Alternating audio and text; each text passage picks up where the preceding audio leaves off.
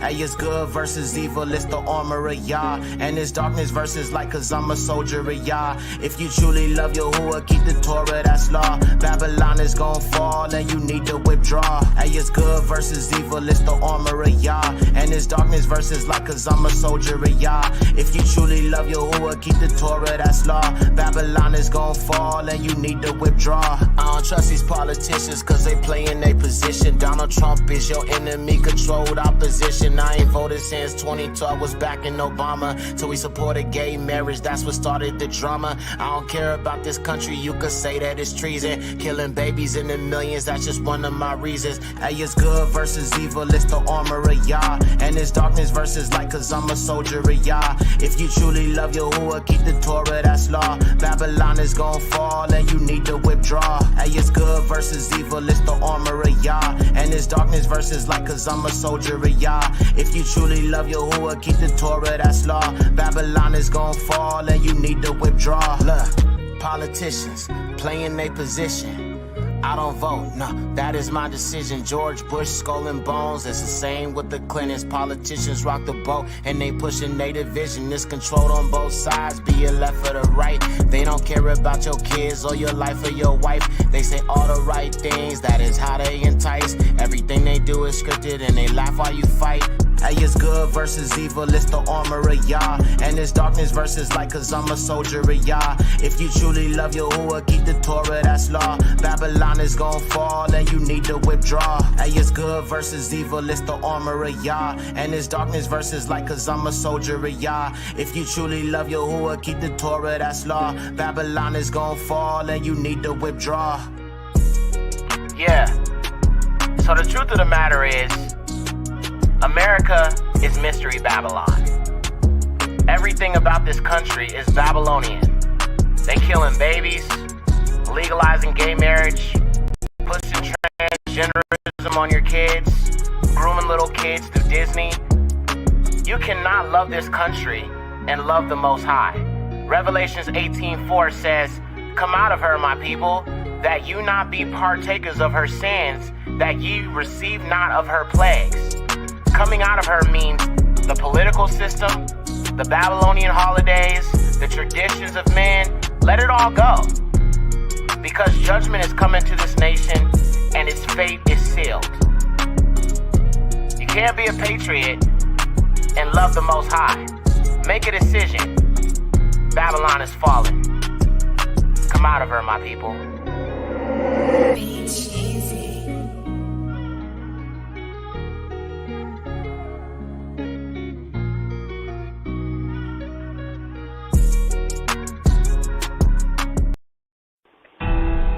There arose a king in Egypt who knew not Yahweh,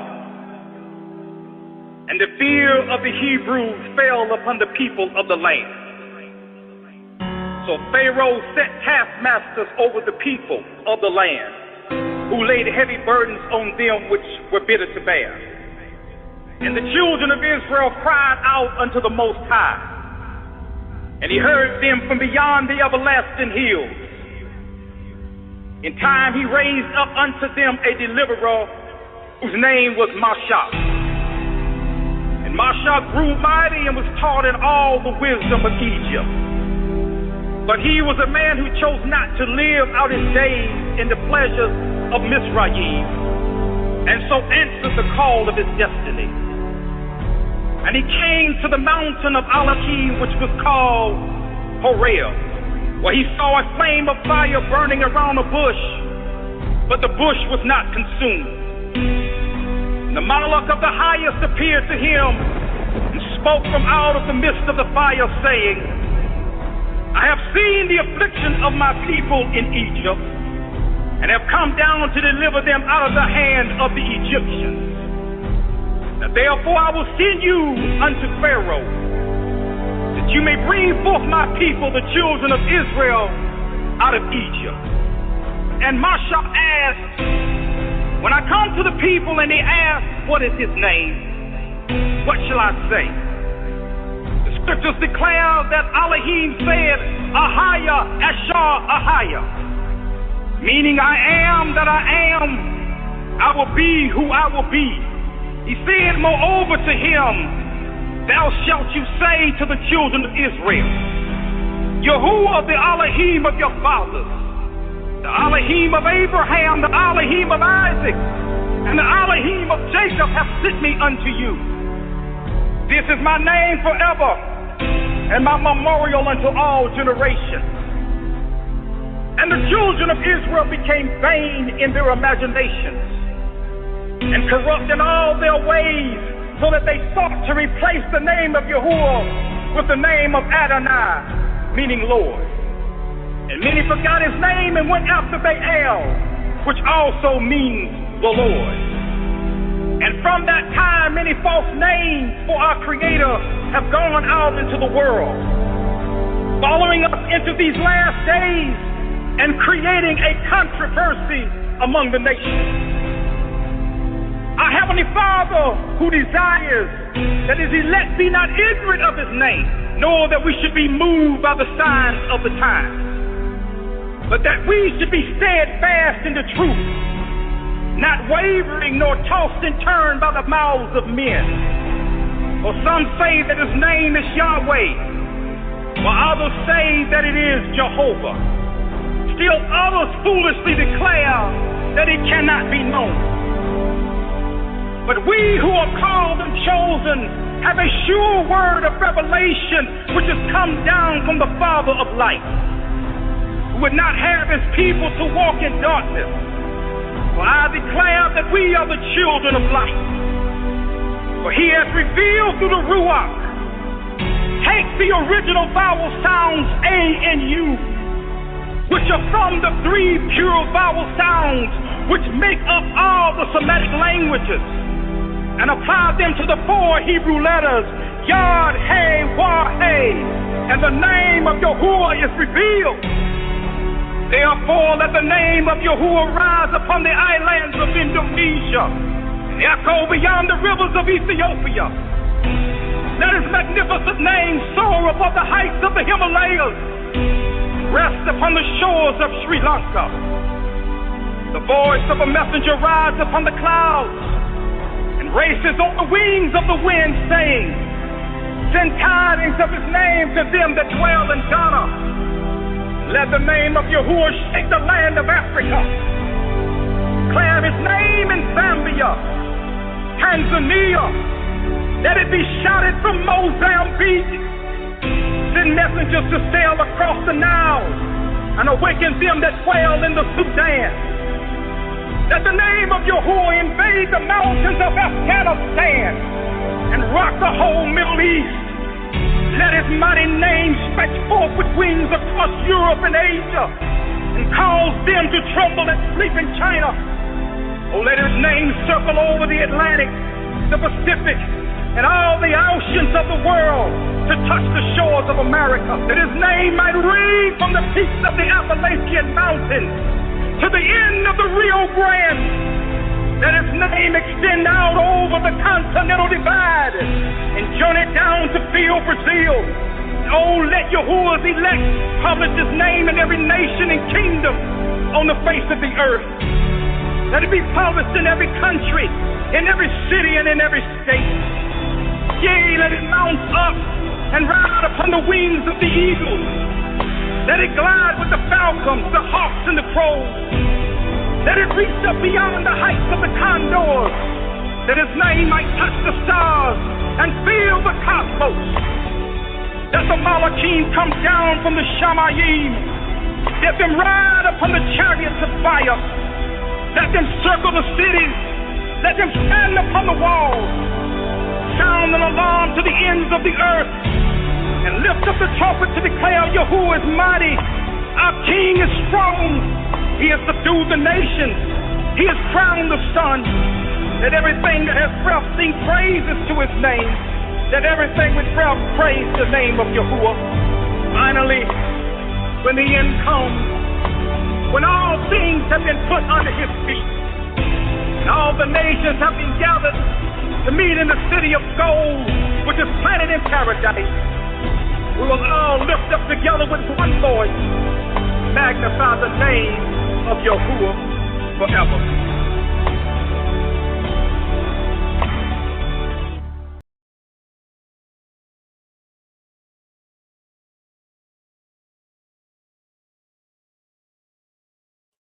Shabbat Shalom, family. All esteem to Yahuwah. I had to start this show with that audio. That Aki, I don't know who he is. I found the audio on YouTube and TikTok a long time ago. I've been trying to find out who this man is. But I could just tell by his passion and his words, he is one of our own. He is a Yahudi. So all praises to the Most High Yahuwah, family. It's so good to be back. It's so good to be here for another Shabbat, to give all esteem to the Most High Yahuwah and his beloved son Yahusha. Shout out to everybody in the chat. Let me give my shout outs before we start. We got Akim Yah in the building. Shabbat Shalom, Aki. Good to see you. Son of Yaakov is here. Shabbat Shalom, Aki. We have our beloved sister Amiya Yaki Yada here. Shalom, shalom. We have our beloved sister Tiffany. Hey, sis. Shabbat Shalom. Good to see you. Once again, we've got our beloved sister melanated by Yahuwah in the building. Good to see you, sis. We've got Yummy. Shabbat Shalom. Catrice, hey sis, Shabbat Shalom. We've got our Aki Samuel in the building. Shabbat Shalom, Aki. Let's see. Frank is here. Shabbat Shalom, Aki. We have Love is Beautiful is here. Shabbat Shalom. Abigail, Shabbat Shalom. Kim, what's up, Ak? Shabbat Shalom to you. And we got to give a shout out to our beloved Aki Yakoba from the End of the World Ministry. Shout out to you. What a pleasant surprise. All esteem to Yahuwah. Shabbat Shalom to you, our beloved Aki. Shout out to him. Let's see. Who else do we have here? I want to make sure I'm not missing anybody before we jump into this lesson. Frank is here. Shabbat Shalom, Aki. We have Nava, Ruth, Batya, Yashara. Shabbat Shalom, beloved daughter of Zeal. Good to see you. All right. We have Waynetta Finley in the building. Shabbat Shalom, sis. Good to see you. We have our beloved sister and moderator, Kiara. Hey, sis. All esteem to Yahuwah. Family, can I please get all praises to the Most High in the chat? Hallelujah. We have our Aki Sha'al Abad Yahu. Hey, what's up, Aki? Shabbat Shalom to you. All right. I think I got everybody. Maya Ya Johnson, Shabbat Shalom. Rumamu Barak Yahuwah, who is Yahusha. Yada Yahuwah, Shabbat Yahuwah Khan. All esteem to Yahuwah. Shabbat Shalom to you, beloved sister. Okay. I hope I didn't miss anybody. I think I got mostly everybody. If I did miss you, we'll continue to shout you out. Unapologetically Real is here. Shabbat Shalom, sis. Okay. All praises. Family, please hit the like button before we jump into this. I see it. Yes. All praises to the Most High. Hallelujah. This is the day that the Father, Yahuwah, has set aside that we can honor. In 6 days, he created the world. And on the 7th day, he rested. And we honor this Shabbat. We gather together to esteem his name, to lift him up and sing praises to our Eluah, the Father of Yasharah, the creator of all things, Yahuwah. Hallelujah. Okay, family. So before I jump into this, y'all, yes, please hit the like button, family. It's going to be a good one for you. I have to forewarn you guys that this is going to be one of those lessons where the passion is gonna come out. Y'all know how I get sometimes when it comes to the word of Yahuwah. So I just want to let y'all know that ahead of time. So if I seem a little juiced up today, Yahuwah woke me up this morning feeling that way. So all praises. So let's jump into this, family. So I'm gonna go ahead and switch my screen over here and let's pull up this presentation. And we are going to talk about this because I think it's so important for everybody to be arming themselves with the Amunah. Okay, Amunah is the Abari word for faith, what people call faith or belief in Yahuwah. It is so important to understand this. Okay, so in this lesson, it's called Enduring the End Times, Strengthening Amunah or belief in Yahuwah. That is the most important thing, one of the most important things you can do. Of course, believing in his son Yahushua HaMashiach, of course, keeping the Torah, but also Amunah. Because without Amunah, no man can please Yahuwah. Okay, and in this study, I'm going to be taking you through some examples of what that should look like. Okay, well, now we know our ancestors, our forefathers, some of them have lacked in Amunah. You know what I'm saying? But I'm going to show you examples of what it's going to take for us to endure these end times leading up to the second Exodus. All right, because the war is against you, Yasharah. Always remember that. Okay, here we go. So this is the 3 Abari or Hebrew boys in Babylon. You've got Mishaal, you've got Azaryahu, and you've got Canaan Yahu. And we'll get to them a little bit later as we go through this. All right. In this episode of our End Time series, we will be looking at some ways you can strengthen your Amunah or belief in these end times. It is important you understand this because you will need to master it for the times ahead. We will look at many biblical examples where Amunah was put to the test for the Yasharim or the Israelites. And we will see who hadn't failed the test and who didn't fail the test. Those who do have Amunah in Yahuwah. Okay, so we're going to be looking at the examples of those who had Amunah, and when they were put to the test, they did not fail the Most High. Okay. Many people are most likely not ready for what's coming, but I pray this lesson will get you spiritually, mentally, and even physically prepared for these things. But above all things, trust in Yahuwah. I'm going to give that to you again. Above all things, trust in Yahuwah. All right? All scriptures used in this video will be available on my blog, linked below. If you're watching a replay, it'll be in the description box. It'll also be in the pinned comment below. They will also be sure to check out my Perfecting Amunah series for more scriptures on understanding the power of Amunah. There are many great lessons I've done on this topic alone. One of them is the power of Amunah, which is the one I've done right here. I've done Yahuwah's love for Yasharah right here, and also feeling alone, fret not, Yahuwah's with you. So I have a lot of videos to encourage you. We have the scriptural encouragement series, and then we also have the series called Perfecting Amunah, perfecting your belief, perfecting your faith in Yahuwah. So all of this stuff is going to be linked below if you are interested in checking it out. Okay. All right. So the Abari word of the day is Amunah. Aleph, Mam, Ua, Nun, He. Amunah, meaning belief, faith, firmness, fidelity, steadfastness, and steadiness. Okay.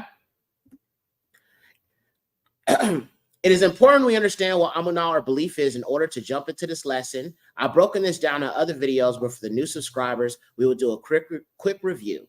We will start off in Abarim or Hebrews 11.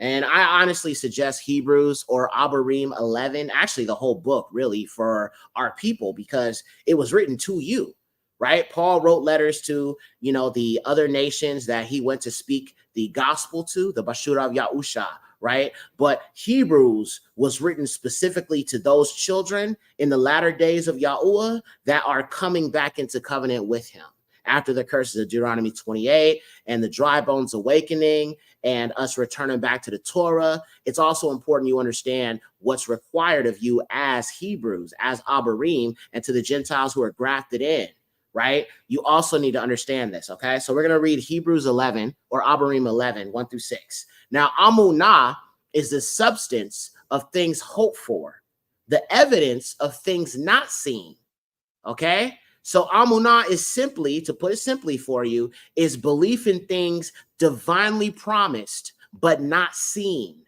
okay? So we believe in the Mashiach. We believe his blood has been shed. We believe Yahuwah will restore his people as one nation once again.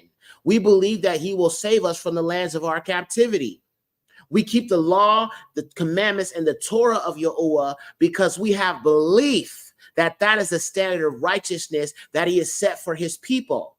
Okay? So everything about this walk in Yahuwah and Yahusha is really heavily based upon Amunah. Okay? For by it the elders obtained a good report. Through Amunah, we understand that the worlds were framed by the word of Eluah, so that things which are seen were not made of things which do appear. By Amunah, Abal or Abel offered unto Eluah a more excellent sacrifice than Cain, by which he obtained witness that he was righteous. Eluah testifying of his gifts, and by it he being dead yet speaks.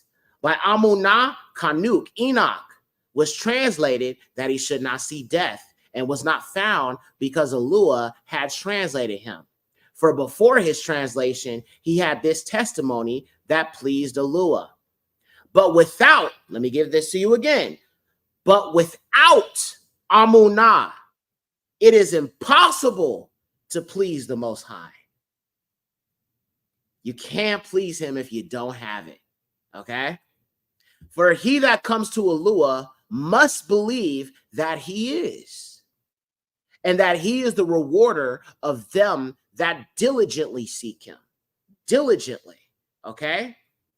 And we can also back this up with Kurinthim Rishun, 2 Corinthians chapter 5, verse 7. For we walk by Amunah and not by sight. Okay? So this is just an easy contextual understanding that you can apply when it comes to what Amunah is. Okay? Without Amunah, no man can please Yahuwah. In this walk, it is the building blocks of you establishing your belief in him. If you say you do, your amunah and belief should be an example of that. Okay, so if you say you believe in Yahuwah, show and prove. Prove yourself different than the atheist. Prove yourself different than the lukewarm. Prove yourself different than the backslider and all these religions that, you know what I'm saying, they've introduced to us. Coming back into the covenant and coming back into the truth of who you are as his people, as the priest of Yahuwah, your amunah should supersede every other religion and every other people and the idols of the nations that they believe in. Same thing to the Gentiles grafted in. Especially you, Yasharal, okay? Our forefathers understood what amunah was, and Yahuwah and Yahusha rebuked them when they didn't have it. It's very important the Yasharalim or Israelites understand this, because the Bible was written by our people, specifically for our people. To the Gentiles, it is also imperative you understand Amunah in your walk with Yahuwah, since you've accepted his son and are now in covenant with Yahuwah. Therefore, you must live as an Abari or Hebrew, man or woman. So to the nations grafted in to this tree, this righteous olive tree, Yasharal are the natural branches. The other nations are the wild branches grafted in to this righteous olive tree. And Yahusha is the root of that olive tree.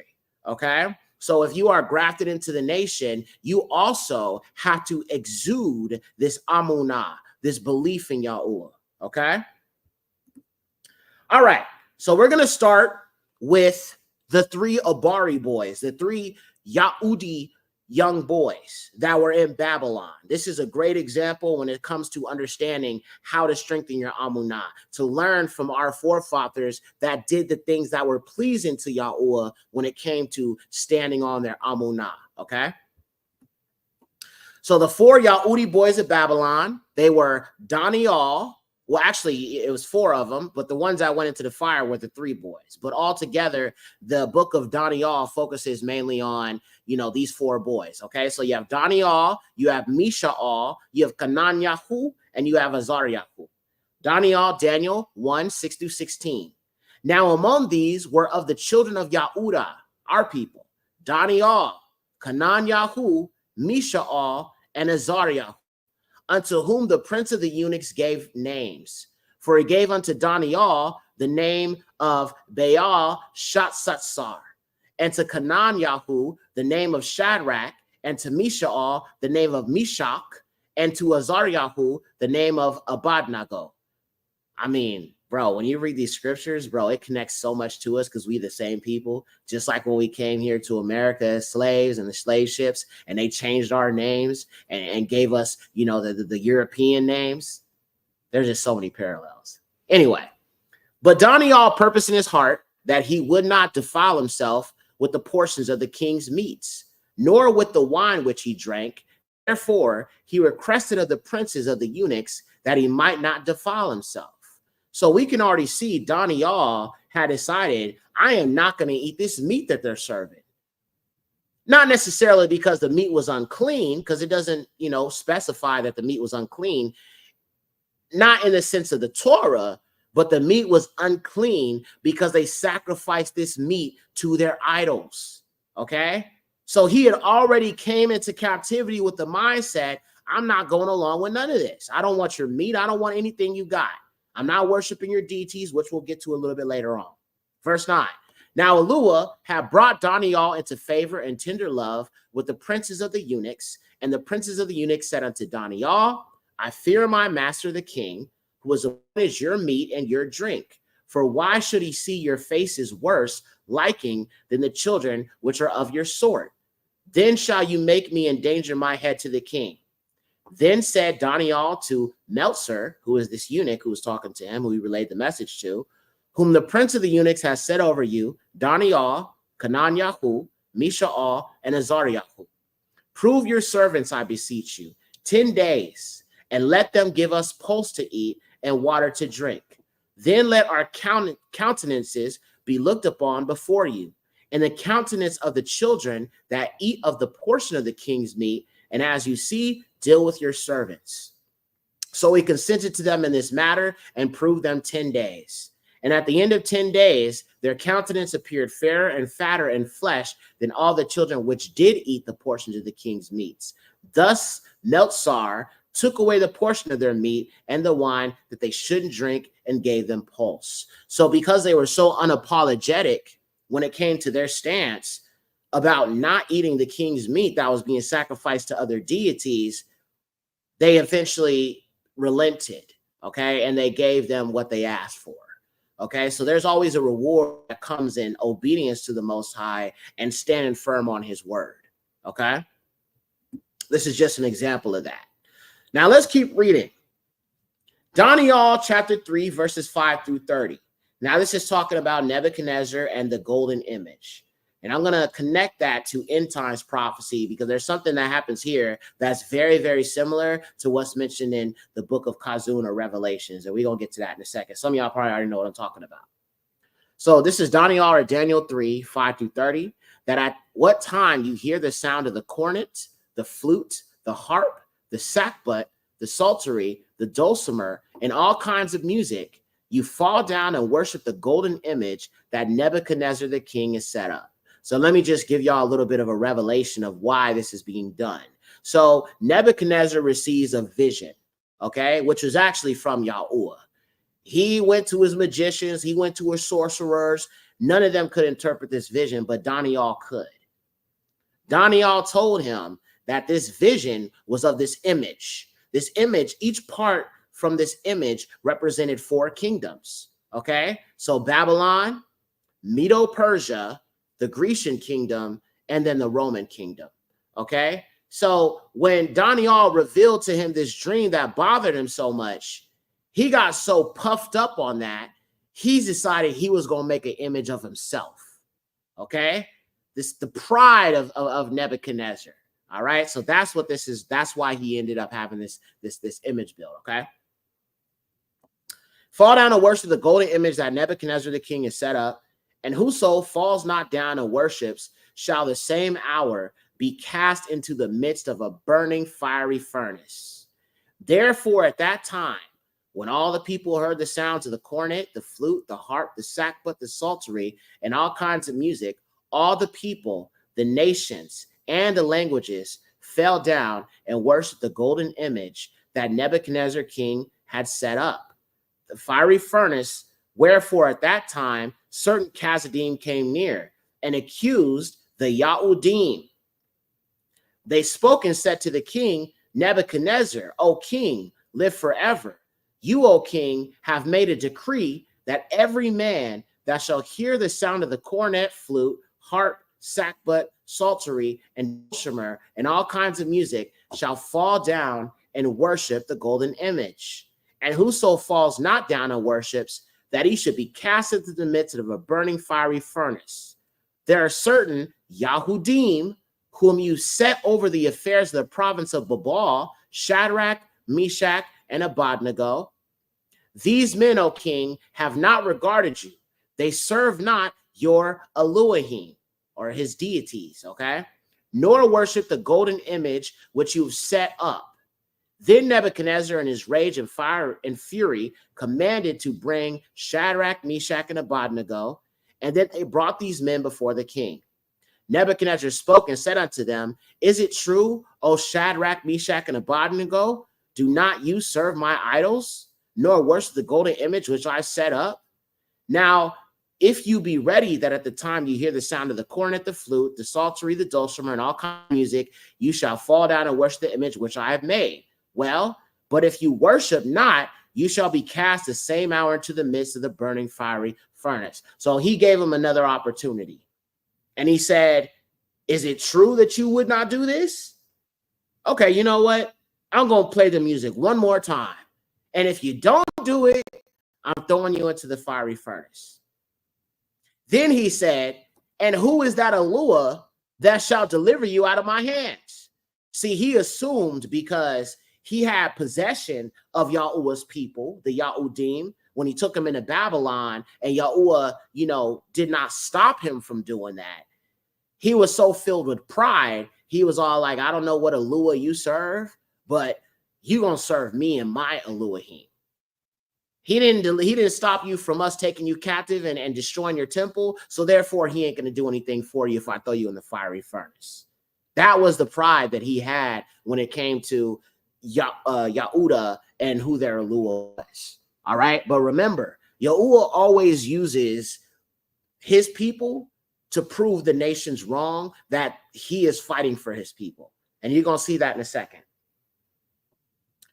And who is the Alua that shall deliver you out of my hands? Shadrach, Meshach, and Abednego answered and said to the king, O Nebuchadnezzar, we are not careful to answer you in this matter. If it be so, our Alua, whom we serve, is able to deliver us from the burning fiery furnace, and he will deliver us out of your hand, O king.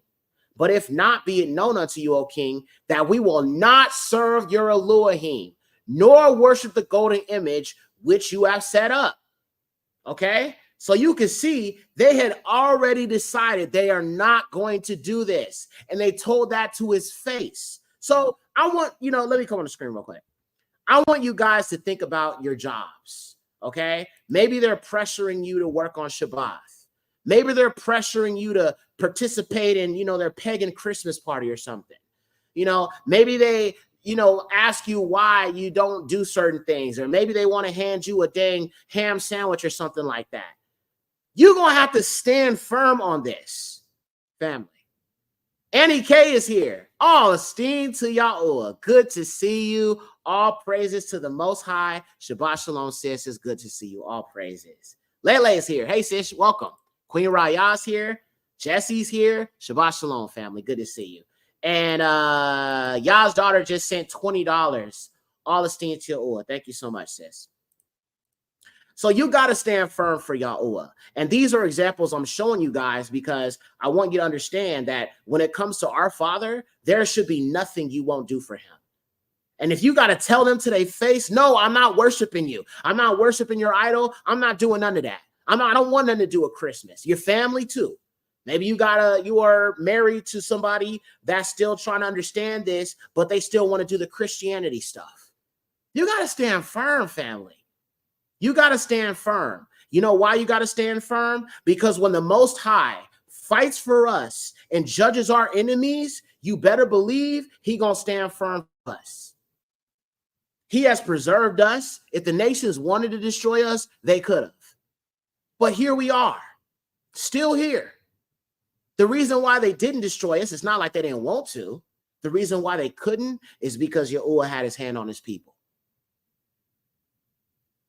It's because he had his hand on his people and the prophecies concerning our people being brought back to the land from all the places from where we've been scattered, our brothers and sisters of the nation that are the northern kingdom in Africa, all of us are going to be brought back home. So because we know who our Alua is and how he will fight for us and that he loves us, we can't be afraid to stand firm, even in a world filled with no heathenistic concepts, practices, and ideals. You are called to be Kadash. Therefore, live as your Kadash. Do not conform. Okay? All right, let's get back to it. We will not worship or serve your Elohim, nor worship the golden image which you have set up. Then was Nebuchadnezzar full of fury, and the form of his visage was changed against Shadrach, Meshach, and Abednego. Therefore he spoke and commanded that they should heat the furnace 7 times more than it was to be heated. So he cranked it to the maximum. He was so angry. And he commanded the most mighty men that were in his army to bind Shadrach, Meshach, and Abednego, and to cast them into the burning fiery furnace. Salaki. Then these men were bound in their coats, their hosen, their hats, and their other garments, and were cast into the midst of the burning fiery furnace. Therefore, because the king's commandment was urgent, and the furnace exceedingly hot, the flame of the fire slew those men that took up Shadrach, Meshach, and Abednego. So the Most High was already about to judge. He already judged them men that literally seized them and threw them into the fire. Let's keep reading. And these three men, Shadrach, Meshach, and Abednego, fell down, bound into the midst of the burning fiery furnace. Then Nebuchadnezzar the king was astonished and rose up in haste and spoke and said unto his counselors, did not we cast 3 men bound into the midst of the fire? They answered and said unto the king, true, O king. He answered and said, lo, I see 4 men loose, walking in the midst of the fire, and they have no hurt, and the form of the 4th is like the son of Eluah. So Yahusha, a pre-incarnate version of Yahusha, was standing in the fire with those Abari Yahudim boys. So everybody that's saying Yahuwah and Yahusha, you got to explain to me how he existed right then and there.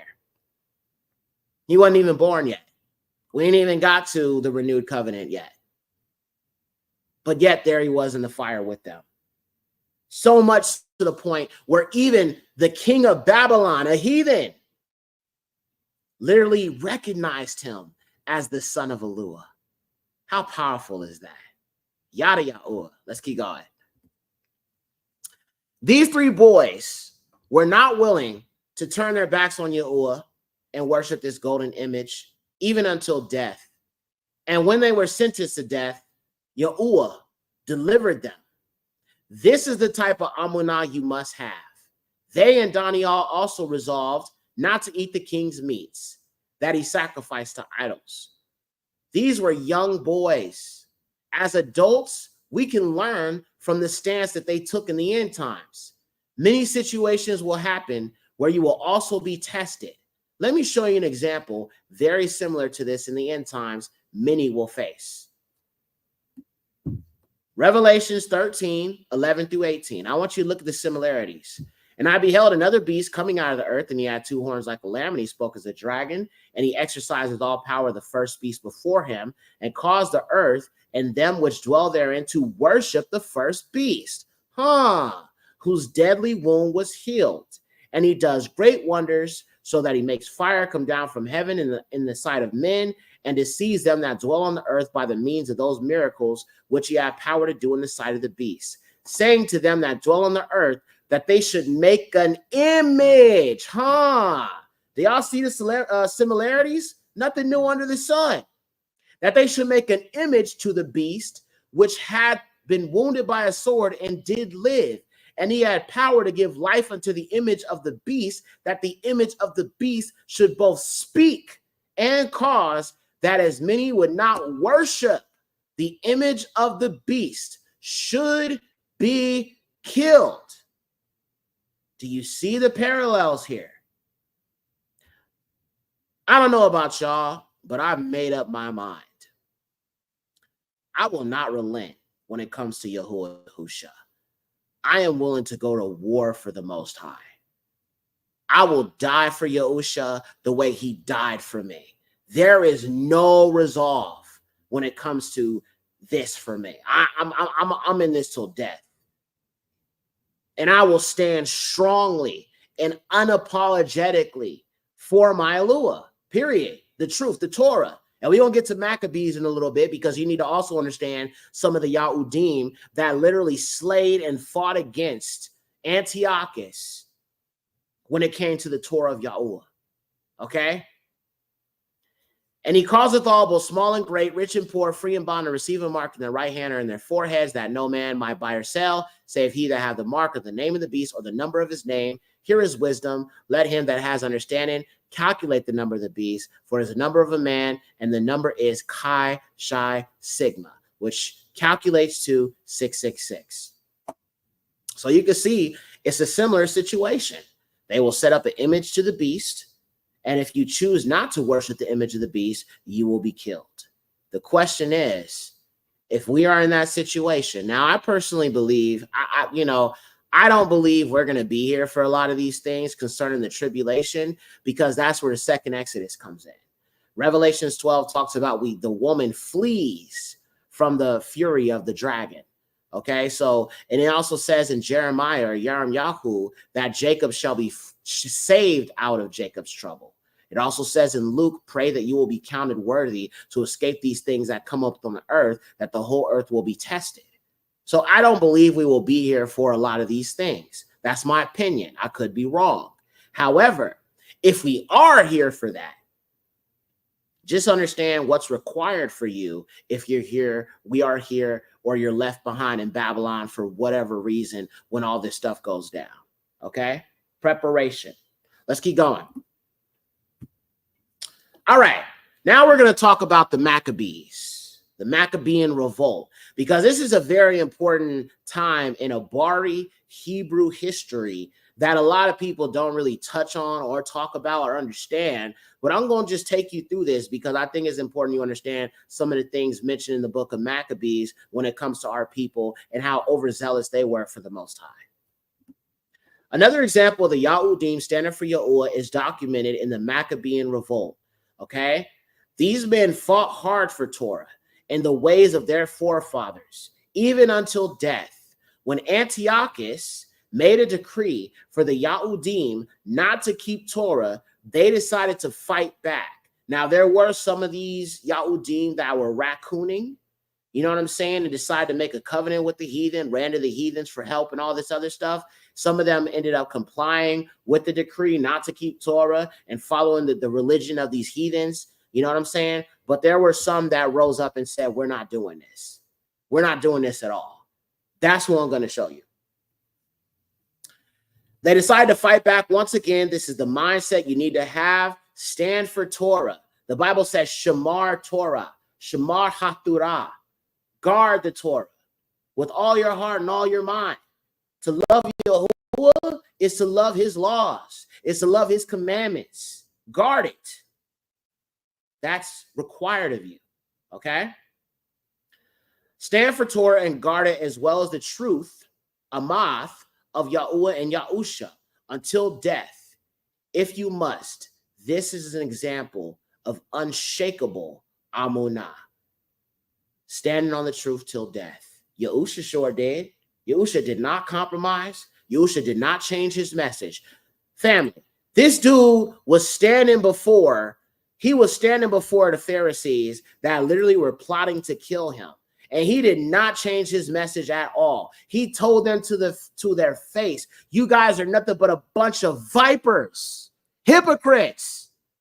He never backed his message down. He never watered it down because of people's feelings. He didn't care. He stood to the truth before a bunch of Edomites that literally wanted him dead. Some people don't like it when I say this, but Yahusha was a real one. He was a real nigga. I'm just saying, man. I mean, y'all might not like them saying that word, but he was. He was a real one.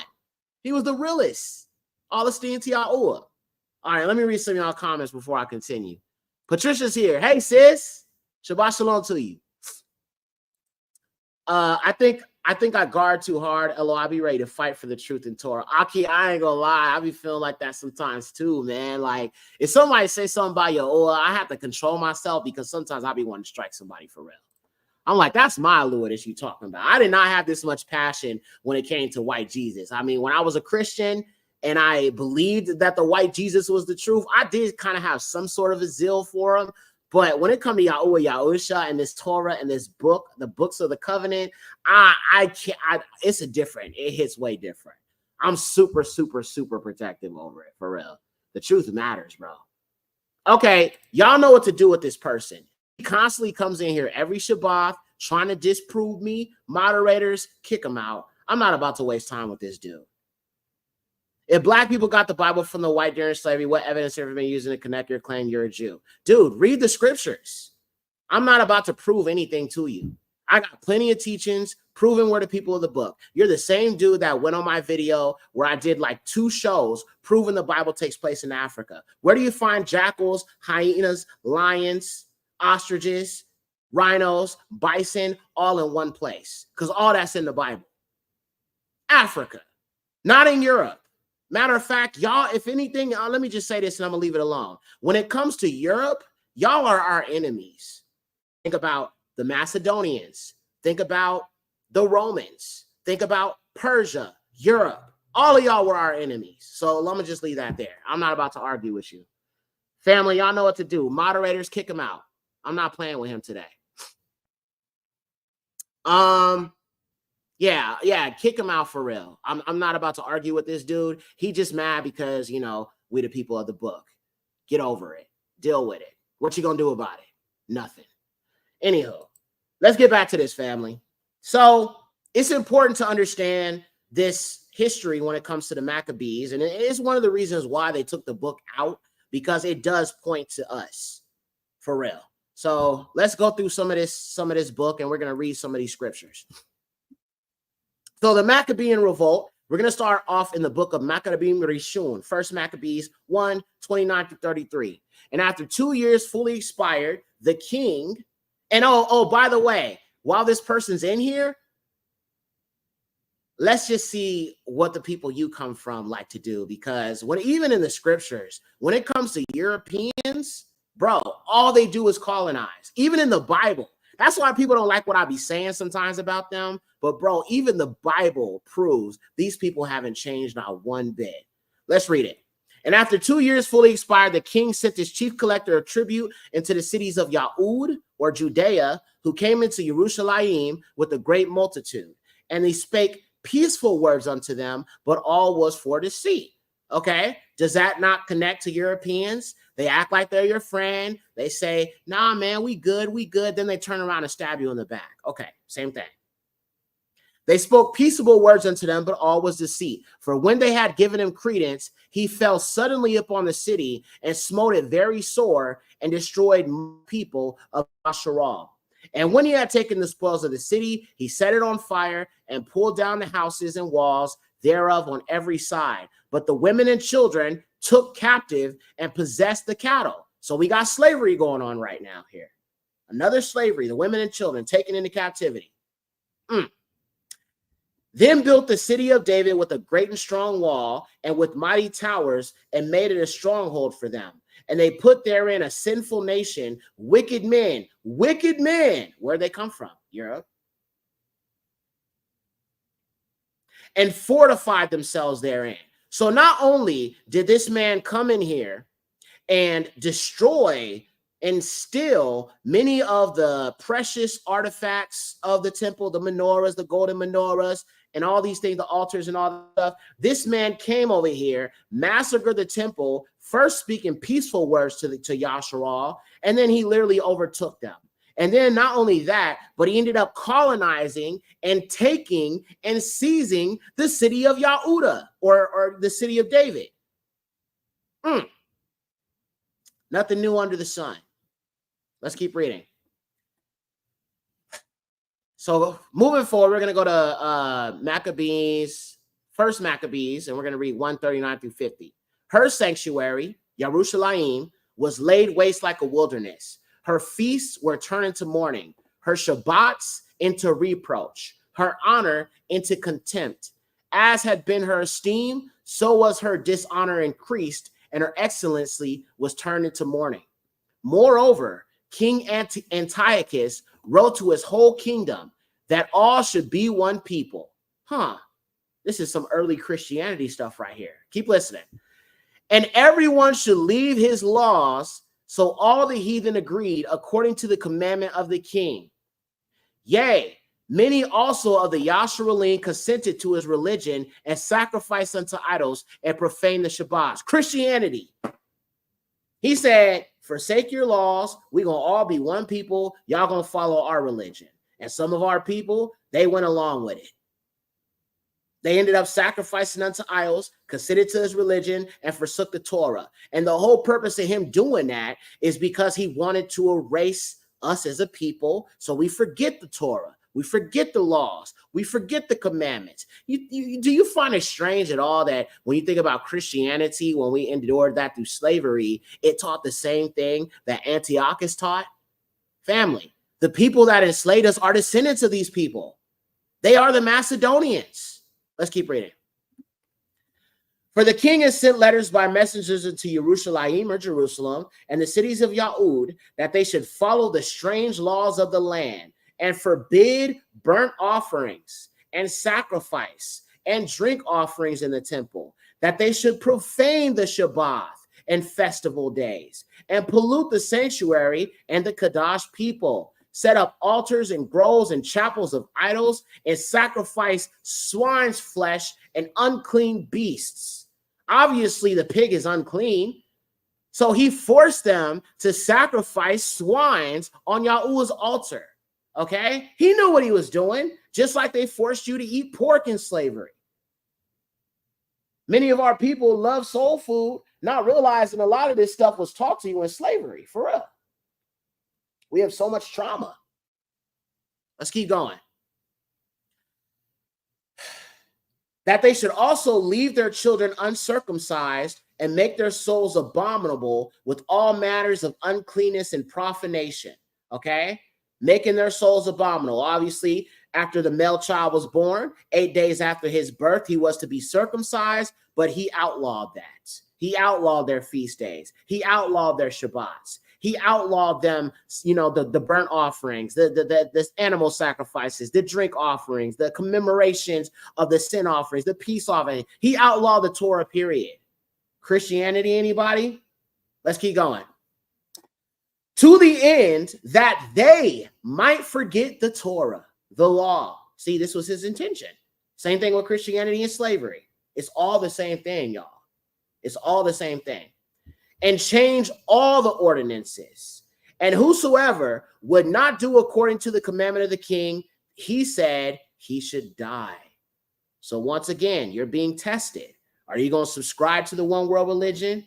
Are you going to subscribe to white Christian nationalism? If Trump makes a decree and becomes dictator and says you need to worship on Sunday and worship the white Jesus, and if you don't do it, you ain't going to be able to feed your children. You ain't going to be able to survive in Babylon. Bro, no, don't go along with it. The answer is no. I'm not going back to the lie. Not for my comfort, not for my family, not for nobody. That's where I'm at with this, y'all. In the selfsame manner wrote he to his whole kingdom and appointed overseers over all the people, commanding the cities of Yahud to sacrifice city by city. Then many of the people were gathered unto him to wit everyone that forsook the Torah, and they committed evils in the land. So what he did is he threatened death to these people, to our people, to the Yahudim. And because they chose to refuse to stand against it, they committed all kinds of wickedness because they feared for their lives. That's what I'm saying, man. If my life, if me doing something that goes against Yahuwah is going to cause me to be in fear for my life, I'd rather just be dead than forsake Yahuwah. I'm serious. That's where I'm at with it. Let's keep going. 53. And drove the Yashuralim into secret places, even whosoever they could flee for help. Now the 15th day of the month in the 145th year, they set up the abomination of desolation upon the altar. You guys remember how Daniel, the book of Daniel, talks about the abomination of desolation? Well, that happened in the Maccabean revolt. Okay, we see it mentioned right here. However, there's going to be another one. Okay, so when you think of somebody like Antiochus Epiphanes is what his name is. There will be an anti-Messiah that comes from that same lineage of that man, the Macedonian, that will do the exact same thing. You can almost think of Antiochus Epiphanes as a form of an anti-Messiah in a way. The coming anti-Messiah that is soon to come and soon to reveal himself, he will also be another form of Antiochus Epiphanes, just a different man, but from the same lineage, same fallen bloodline. Because as I've proven already, the Macedonians are descendants of Amalek. Okay, let's keep going. Amalek was a descendant of Timnah the Horite. That's the serpent seed. Let's keep going. And built altars throughout the cities of Yahud on every side, and burnt incense at the door of their houses and in the streets. And when they had rent in peace the books of the Torah, which they found, they burnt them with fire. Oh. These heathens just had no chill. I mean, they were ripping apart the Torah. They were burning it. They were painting the images of their deities in it. Just total impiety. Total impiety. And whosoever was found with any book of the covenant, or if any committed to the Torah, the king's commandment was that they should put him to death. And it gets worse because of what they did to the women and the children. Verse 58. Thus did they by their authority unto the Yasharim every month, to as many were found in the cities. Now the 25th day of the month, they did sacrifice upon the idol altar, which was on the altar of Amunah. Oh, Father in heaven, help us. So these heathens literally set up an altar, which was the altar of Yahuwah, and they put their false pagan deities on the altar of Amunah. Do y'all see why there's such a judgment coming to these nations? It's not just what's been done the last 400 years. It's because of what's happened in biblical times that the recompense has not fully been poured out yet. Their sins stink to high heaven.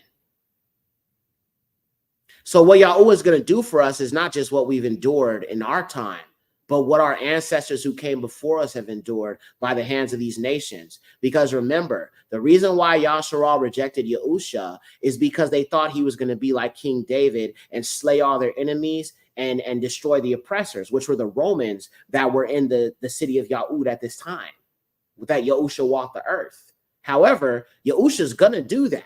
It just wasn't the time that he was going to do it, but he will do it when he returns, the second coming. They rejected him because they thought that he was going to do it right then and there, and he didn't, because certain things had to be fulfilled in that time.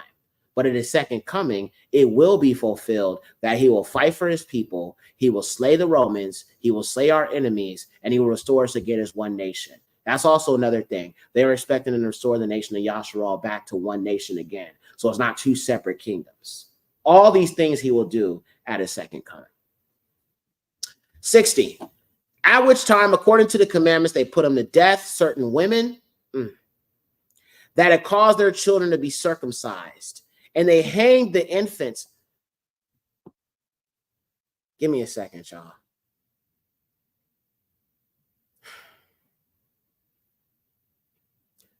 Sometimes, y'all, when I'm reading Maccabees, I have to take my time when I read it.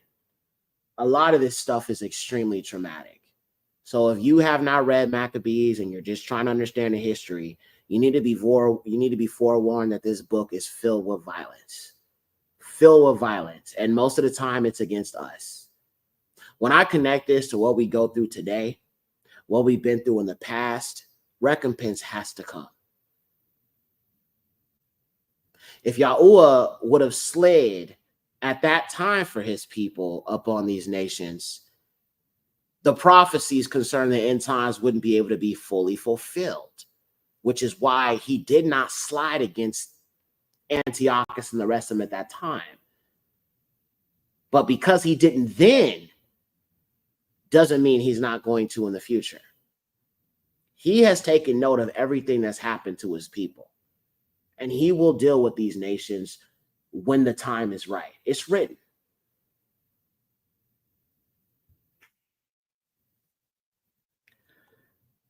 And they hanged the infants by their necks and rifled their houses and slew them that had circumcised them. Howbeit, many in Yasharal were fully resolved and confirming themselves not to eat any unclean thing. Therefore, they rather to die, that they might not be defiled with meats, that they might not profane the covenant.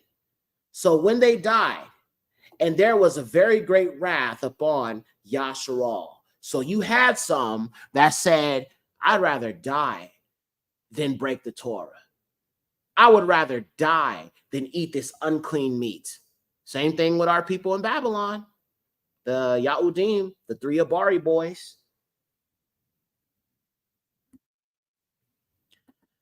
This right here is Matthias, and he is one of the men of our people that chose to rise up and lead a revolt against Antiochus and the heathens that were in the land at the time. Okay. Many of the Yahudim had become compromised due to fear of death, fear of their enemies, or because they were too afraid of Antiochus, who gave this decree. But there arose a man named Matthias. He was the first of many to lead to the revolt, which these men were the Maccabees. Okay, so this is the first one. This is Matthias. And Matthias, he is one of the first ones that rose up and said, you know what? I am not going to go along with none of this. We're going to fight for the Torah. We're going to fight for our ancestors. We're going to fight for our Alua. So he was one of the main ones to rise up. And then he had his sons. He's taught his sons to also rise up. And this is where you get the story of the Maccabean revolt. So all of those who warred against Antiochus and his people, those were considered the Maccabeans or the Maccabean. Okay. They are Yahudim. They are, Yahudi, but they were just a form of Yahudis that decided to take to fight against Antiochus and these armies. Okay. Maccabean Rishon, 1 Maccabees 2:24-28. Which thing, when Matthias saw, he was inflamed with zeal. Oh, he was inflamed. He was mad. And his reins trembled. Neither could he forbear to show his anger according to judgment. Wherefore he ran and slew him upon the altar. Also the king's commissioner, who compelled men to sacrifice, he killed at that time. And the altar he pulled down. So homie went up in there, tearing all these false idols down, killing these dang Macedonians. He wasn't playing. He was mad.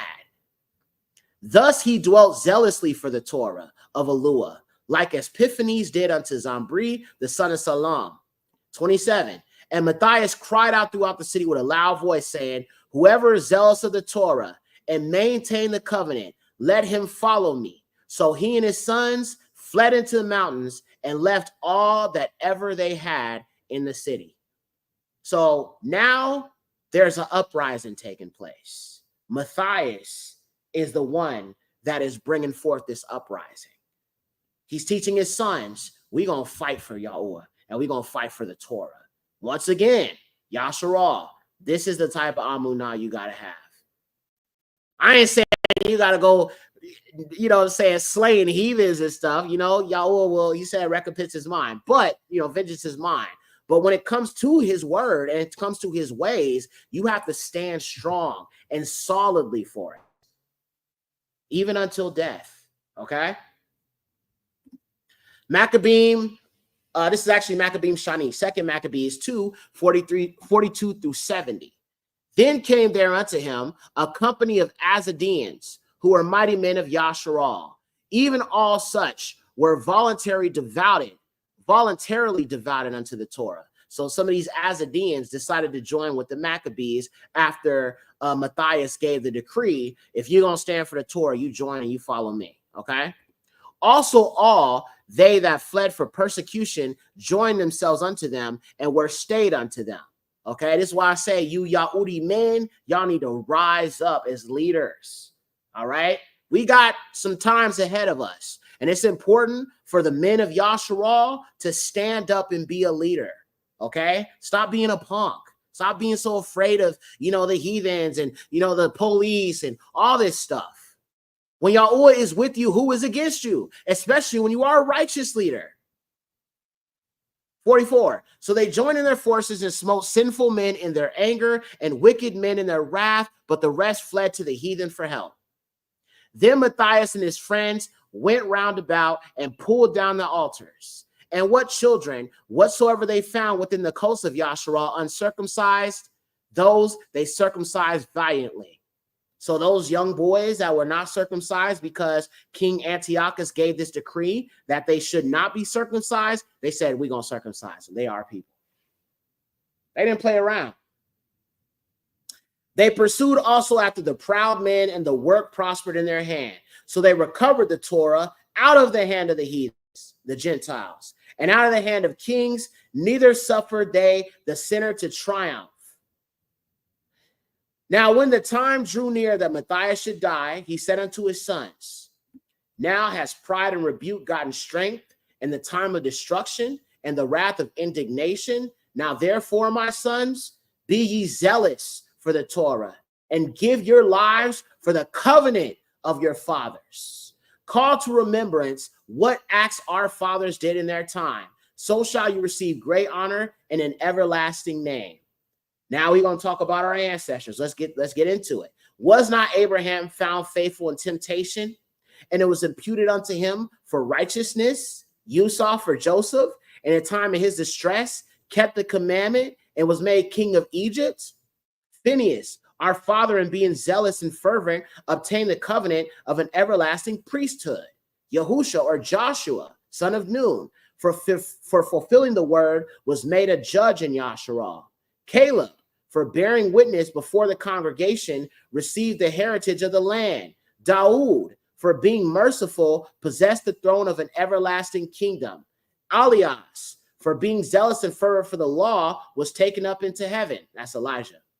Canaan Yahu, remember we read about them, the three Abari boys? Canaan Yahu, Azar Yahu, Misha'al, by believing were saved out of the flame.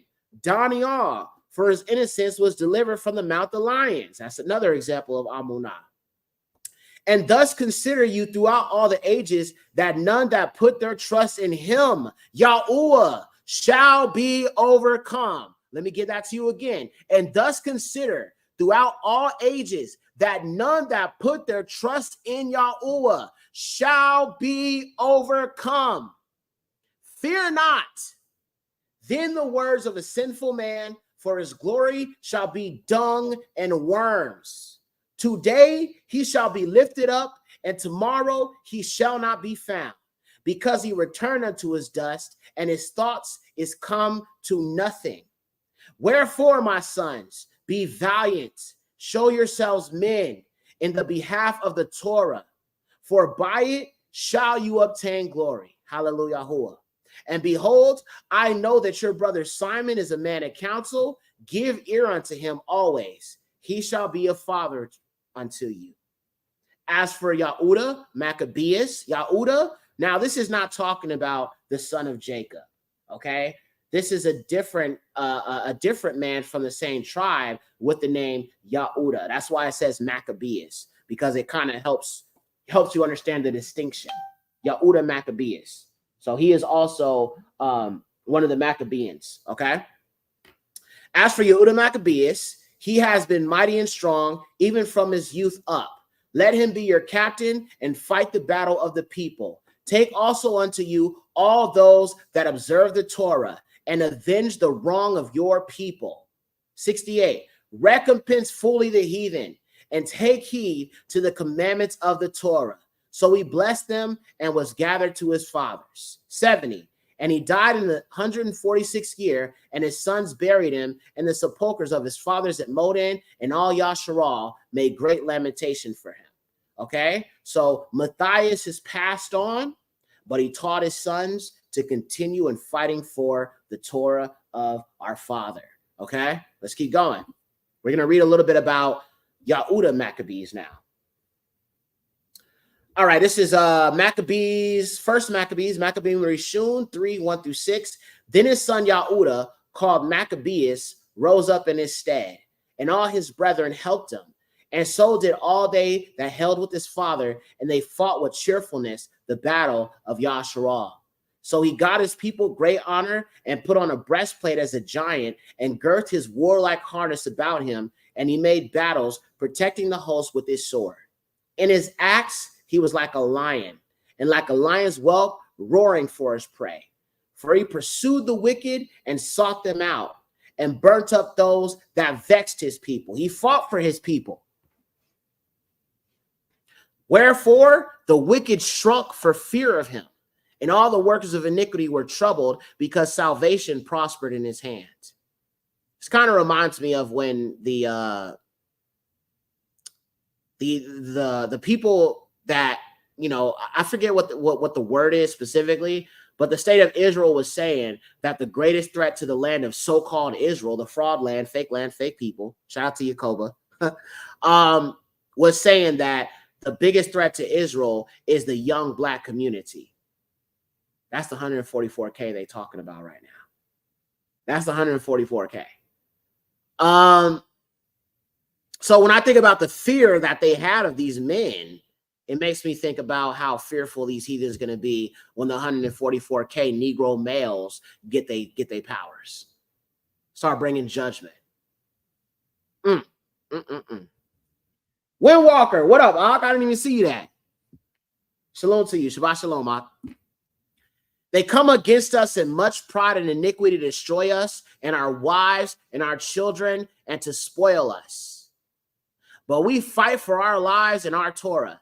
Do you see this? I want y'all to pay attention to this. Do you see how they fought for their own people?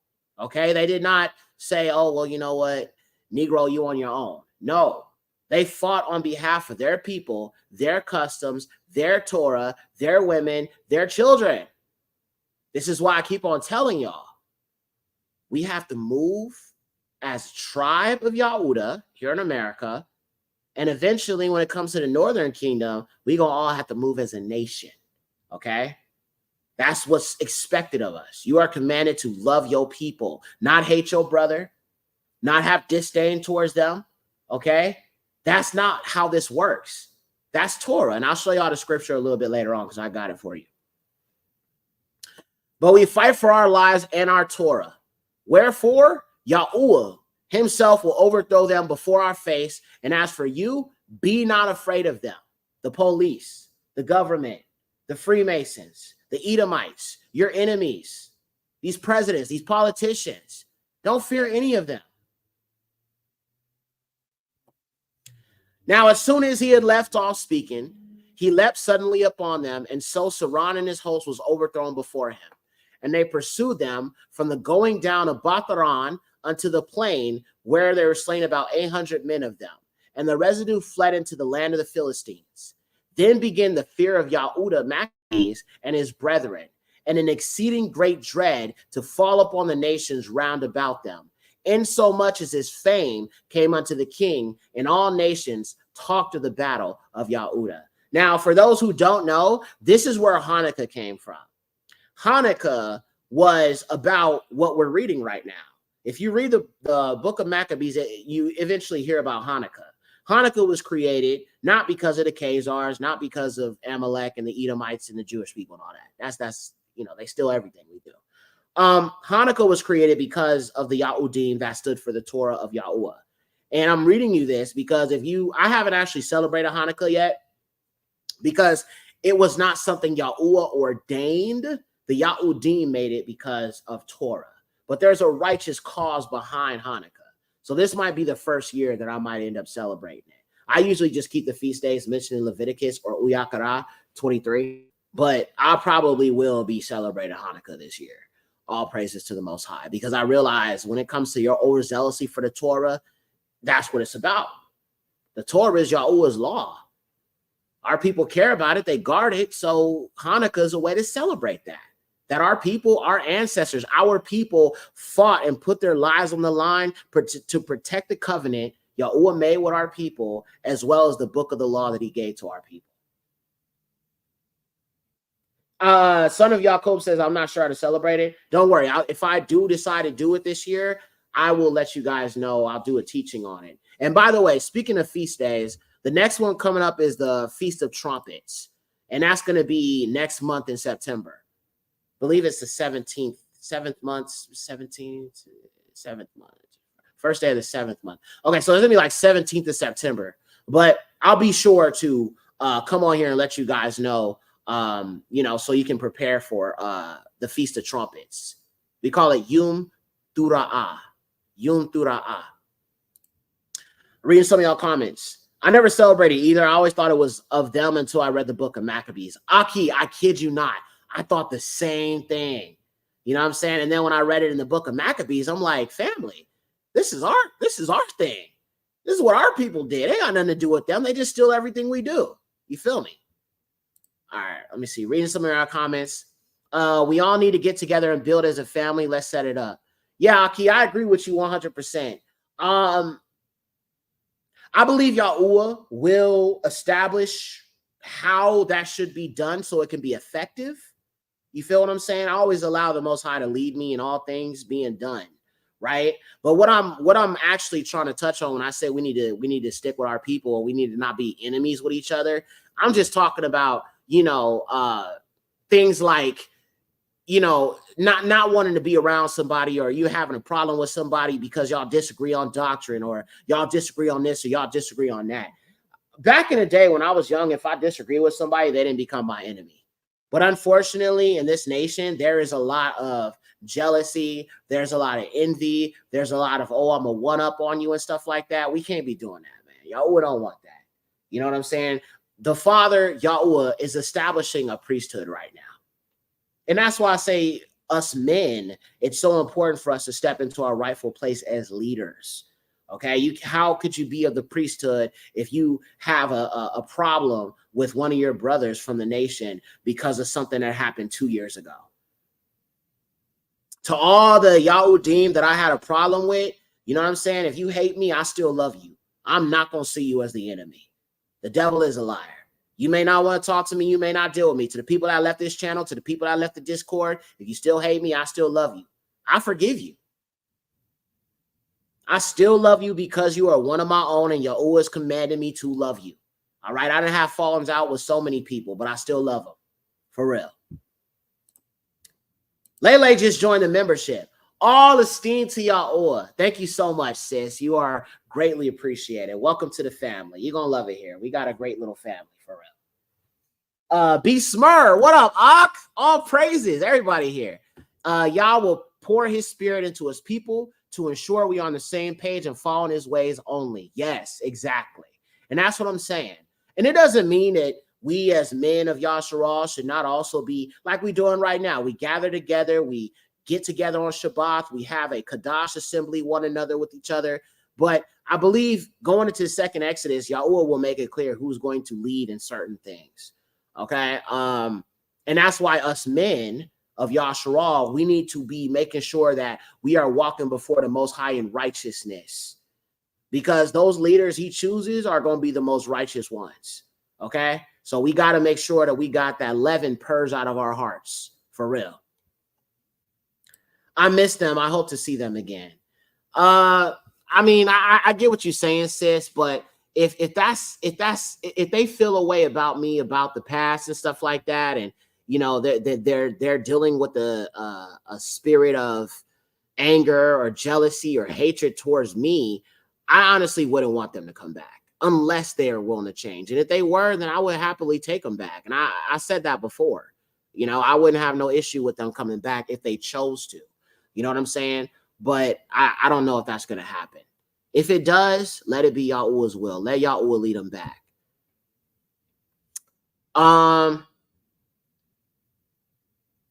Yexer, you are a rich man. Shalom.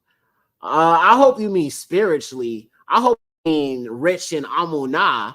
You feel what I'm saying? Because I would say that that's definitely true. Financially, I am nowhere rich. I'm not that. I'm spiritually rich. I'm rich in faith, right?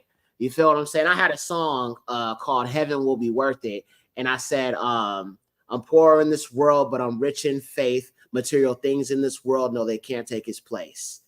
That bar speaks to everything I'm all about. But yeah, I if you talk about spiritually and in faith, absolutely, 100%. You got to have that richness in Amunah, for real. Windwalker says, be not deceived, the enemies of Yasharal see our awakening and will serve Hashatan to try to defeat our every move. But see, the beauty is, if you are in Yahuwah Yahusha, you are on the winning side. No one can, like, our Father always prevails. He doesn't fail. He can't lie. He can't fail. You know what I'm saying? So if you are in Yahuwah Yahusha, you really should be rejoicing to the Gentiles who have come into the covenant, because you are on the winning side. You know what I'm saying? And right now, it may seem like the heathens are overcoming, but in actuality, they're really not. That's why they're so angry. And they realize it. There is a spiritual shift that's happening right now where Yahuwah is making himself more and more known. I saw this video. I'll probably show y'all a little bit later. I saw a video of this Jewish guy being attacked by a bunch of dogs. I ain't gonna lie, it was actually kind of funny. I thought it was low-key funny. But I connected that to another video of a Jewish guy being attacked by pigeons. And I'm just like, what is the likelihood of this? Then you got the video of the birds attacking the Israeli flag, attacking the gay flag, the pride flag. And I'm just like, Yahuwah is doing some stuff over here, man.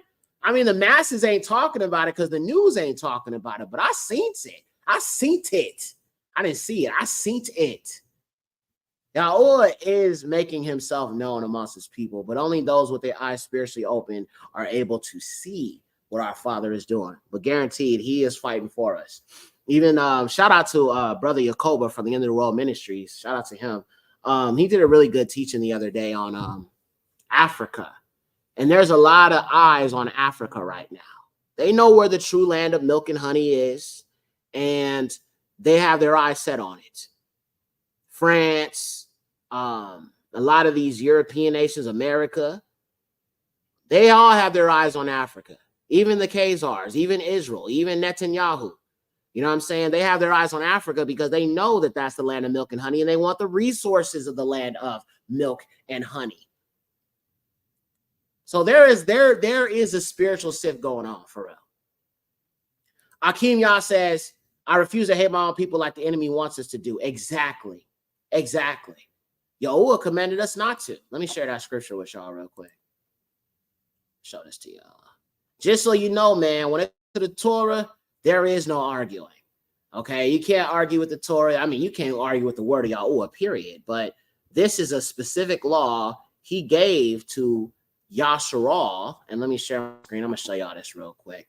Bit of a side note, but I mean, hey, it's the word of Yahuwah, right? Plus, it goes along with what I was saying, anywho. Now, look at right here. Thou shalt not hate thy brother in thine heart. Oh, yeah, let me show this full screen. Okay. Thou shalt not hate thy brother in thy heart. Thou shalt in any wise rebuke your neighbor and not suffer sin upon him. Leviticus 19:18. Thou shalt not avenge nor bear any grudge against the children of your people, but you shall love your neighbor as yourself. I am Yahuwah. So you can't even bear a grudge against your own people. Okay? This is what I mean when I say you are commanded to love your people. Even our people in these camps. Even our people that believe, you know, we Native Americans and stuff like that. It don't mean I'm still not praying for them. It don't mean that I don't love them. Okay? I love them enough to expose that Campianity is lying. I love them enough to tell them that marrying these other nations is a sin to the Most High. I love them enough to tell them that the way that they're going about preaching the Bashuta of Yahusha is not in righteousness. That goes right back to the book of Romans. They have a zeal for the Most High, but they are ignorant of his righteousness. There's nothing wrong with correcting your brother. That doesn't mean I hate you. I just want us to come back into covenant and not be in transgression against Yahuwah. That's really what this comes down to. Remember, 2/3 will be cut off. 2/3 cut off, gang. I don't want that to be any Yahudi that I know. Not y'all watching me. Not our people who do know the word, but they like to cherry pick the word. We can't be having that. We can't be having that. Lele says, where are the t-shirts? Are you talking about my shirts? The stuff on my yeah, it's on my website. I'm gonna have the link in the description. But honestly, if you do want to buy a shirt, sis, please wait till after Shabbat. You know, I tell people not to buy and sell on Shabbat. So if you do want to get something from the store, please wait until the sun goes down. If the sun's down where you at already, then it's totally fine. But I always tell people if they want to support me, I appreciate that. I do. All steam to Yahuwah. But please don't break the commandments. So if you want to buy a shirt, please just wait till after Shabbat. Okay? To people who want to do super chats and stuff like that, I appreciate it. Please wait till after Shabbat. Please do. All right? I don't want you breaking Yahuwah's commandments. Okay? So family, that's my only request. Please wait till after Shabbat when it comes to spending money. And not even just me. If you need to go to the store, do something, just wait until after Shabbat is done. Okay? We don't want to, be in transgression against the Most High. All right. Carol's here, or Carolyn. Hey, sis. Shabbat shalom. Hallelujah. Hua. Yada yada. Good to see you, sis. Shabbat shalom, Ak. And family, I apologize for being late. New Orleans, Yahuwah's daughter. Hey, sis. It's okay. I don't know if you're in the Discord. I had announced that I was going live around 2:45. You know what? I think what I'm going to start doing is the night before the Shabbat, I'm going to just go live and just let y'all know what time I'm going to be doing the show. That way we can all be here. Because I know some of y'all are not in the Discord. But yeah. I have only seen the video with the birds tearing up their flag. Yeah, Amiyayakiyada, there is a video of this Jewish guy being attacked by dogs, and there's another video of him being attacked, another Jewish man being attacked by birds. I kid you not. It's like Yahuwah is revealing the things through his creation, his animals. Melanie Bayou says, I've seen those videos. Abba Yahuwah uses creation to carry out justice and judgments, animals included. Akan, facts, straight up. Batiyah says, I'm looking forward to the hoodie and t-shirt. All praises, y'all. But the store is you know what I'm saying? I would post it in the chat, but I don't want to encourage y'all to, buy anything right now. So I'll just wait. But if you come back to the replay after the stream is done, it'll be in the description box. Please just let me just wait till after Shabbat. Discord won't let me in. What do you mean, Ak? Like, you have to email me. I have to send you a questionnaire, and then you click the link, and it should let you in. If you got the link and you weren't able to get in, then you might have to reach back out to me. But if you haven't got a link from me, you won't be able to get in. I have to personally send it to you. Son of Jacob says the dogs were giving him the business. Facts. Them dogs was giving him that everlasting work. For real. They was giving him that everlasting work. Idia, hey sis, Shabbat shalom, sis. Good to see you, beloved. All praises to the Most High. All right, family, we're gonna get back to this. I'm almost done with this lesson. If you guys got more questions, I'll stick around for a little bit and we'll get to your questions. But let's finish this thing up, okay? Let me bring the screen back on and let's finish this thing up, y'all. We're almost done with this lesson. Family, if you haven't, please be sure to hit the like button. We need the likes up on this channel as we continue to grow. It's the best you could do to help this channel kind of get out there a little bit more. It does help the channel out a lot. So please be sure to hit the like button, family, okay? All right, let's continue. All right, so we just read about Yehuda Maccabeus. We read about Matthias and all of that. Let's continue. David, Daoud. Let's talk about him. Daoud was just a child when Yahuwah chose him to be Yasharal's king. He stepped to Goliath unafraid and slayed him. Grown men of Yahudah feared Goliath. But this child, no older than 10 years old, not only slayed him, but beheaded him. Daoud, or David, this Yahudi right here, had Amunah in Yahuwah. So I'm going to show you an example, all right, of what that should look like coming from a child. Same thing when you think about the Yahudi boys in Babylon, okay? Their Amunah in Yahuwah was unshakable. This is the kind of mindset you got to have, family. All right, let's keep going. So we're going to read Shamuel Rishon, 1 Samuel 17, 32 through 50. And Daoud said to Shaul, let no man's heart fail. Because of him, your servant will go and fight with this Philistine. So Daoud, as a little boy, was already ready to go to war with this giant, with this Goliath guy. He was already ready. His heart was already set for it. This is why Yahuwah chose him. Let's keep going.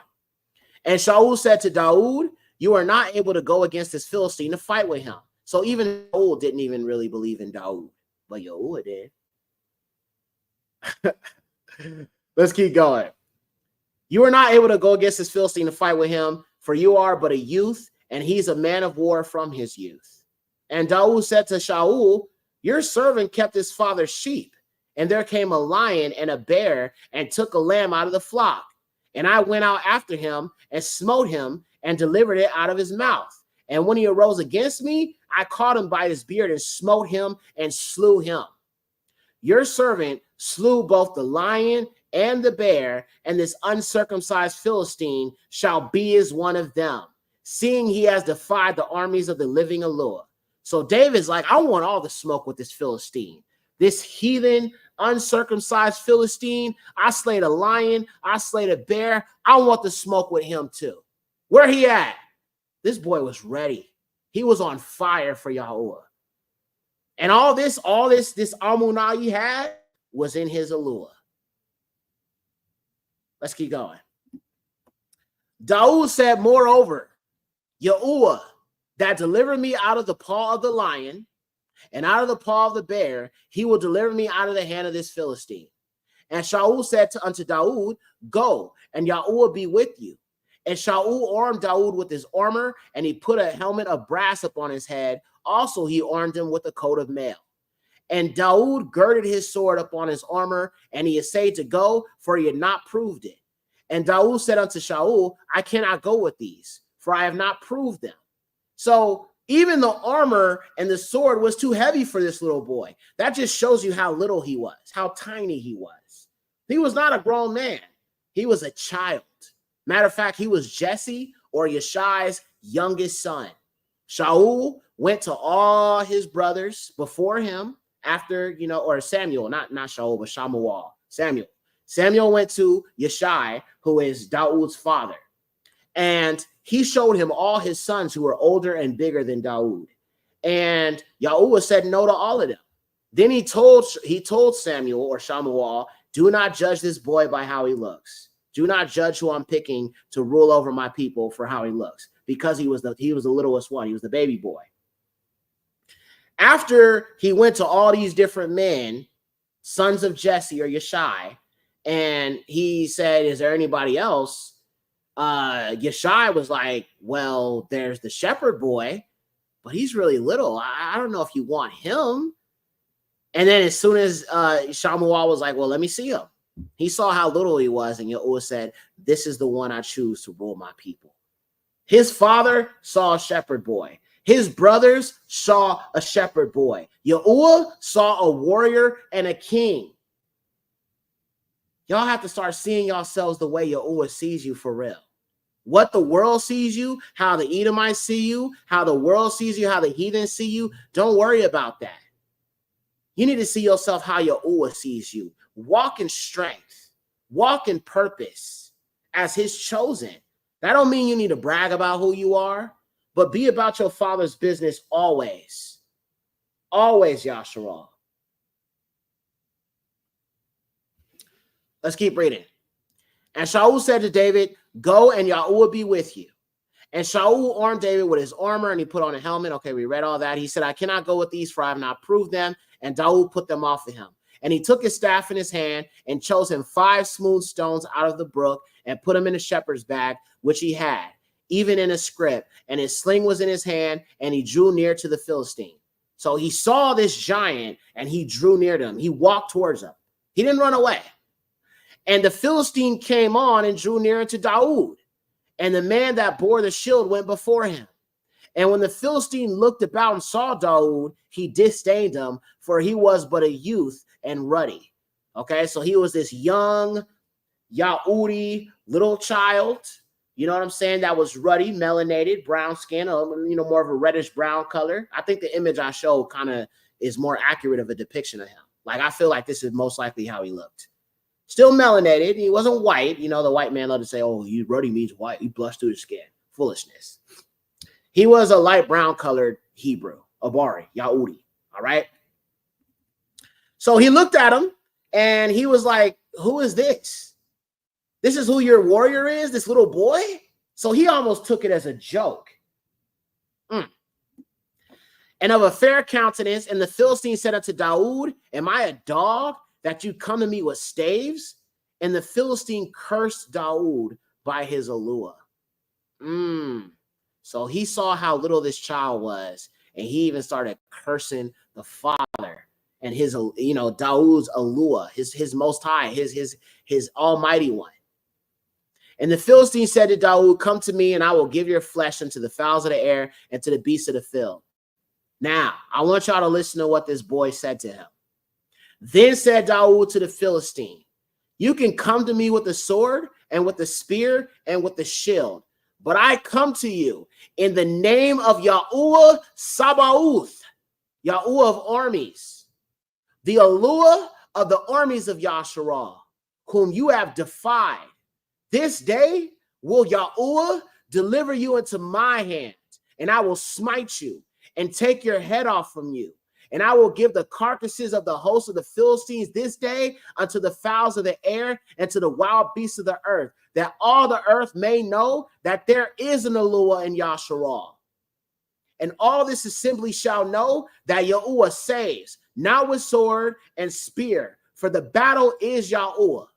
And he will give you into our hands. And it come to pass, when the Philistine arose and came to draw near unto David, that Daud hasted and ran toward the army to meet the Philistines. And Daud put his hand in his bag and took thence a stone and slang it and smote the Philistine in his forehead. Bullseye. Bang! Drop that Hamite. And Daud put his hand into his bag and took his stone and slang it and smote the Philistine in the forehead, that the stone sunk right into his forehead. Bang. And he fell upon the face of the earth. So Daud prevailed over the Philistine with a sling and with a stone, and smote the Philistine and slew him. But there was no sword in the hand of Daud.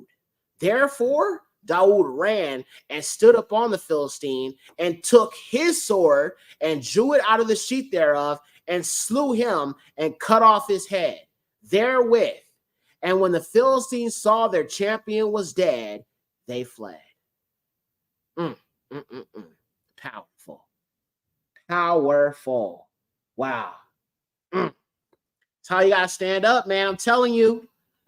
And I ain't gonna lie, bro. I mean, this truth kind of has given me a lot more strength, right? Because it's like at one point our people thought we was all alone, right?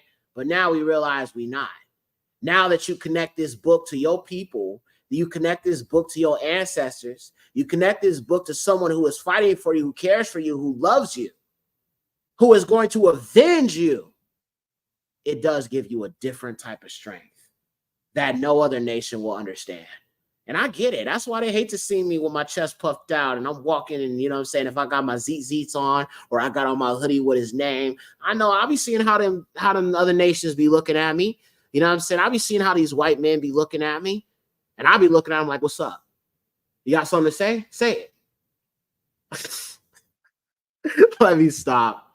Okay, let's keep going. Okay, so I'm going to close this out with a post that I shared on Facebook. And I use this same image. And I said, Christianity has softened up Yasharal. You shouldn't be walking in fear of what's to come. A Yahudi child named Daud, or David, stepped before his greatest adversary as a child. This adversary happened to be a giant that was most likely taller than 12 feet. And Daud slayed him and beheaded him because his Amunah, or belief in Yahuwah, knew no bounds. Be a warrior like Daud. Sometimes that lion in you needs to roar. Yada, Yahuwah. Hallelujah. And that's it, y'all. That is it. That's all I have today, family. I appreciate all of y'all, you know what I'm saying, for coming through. Everybody that's in here, if you haven't hit the like button, please make it blue. Please make it blue. You feel what I'm saying?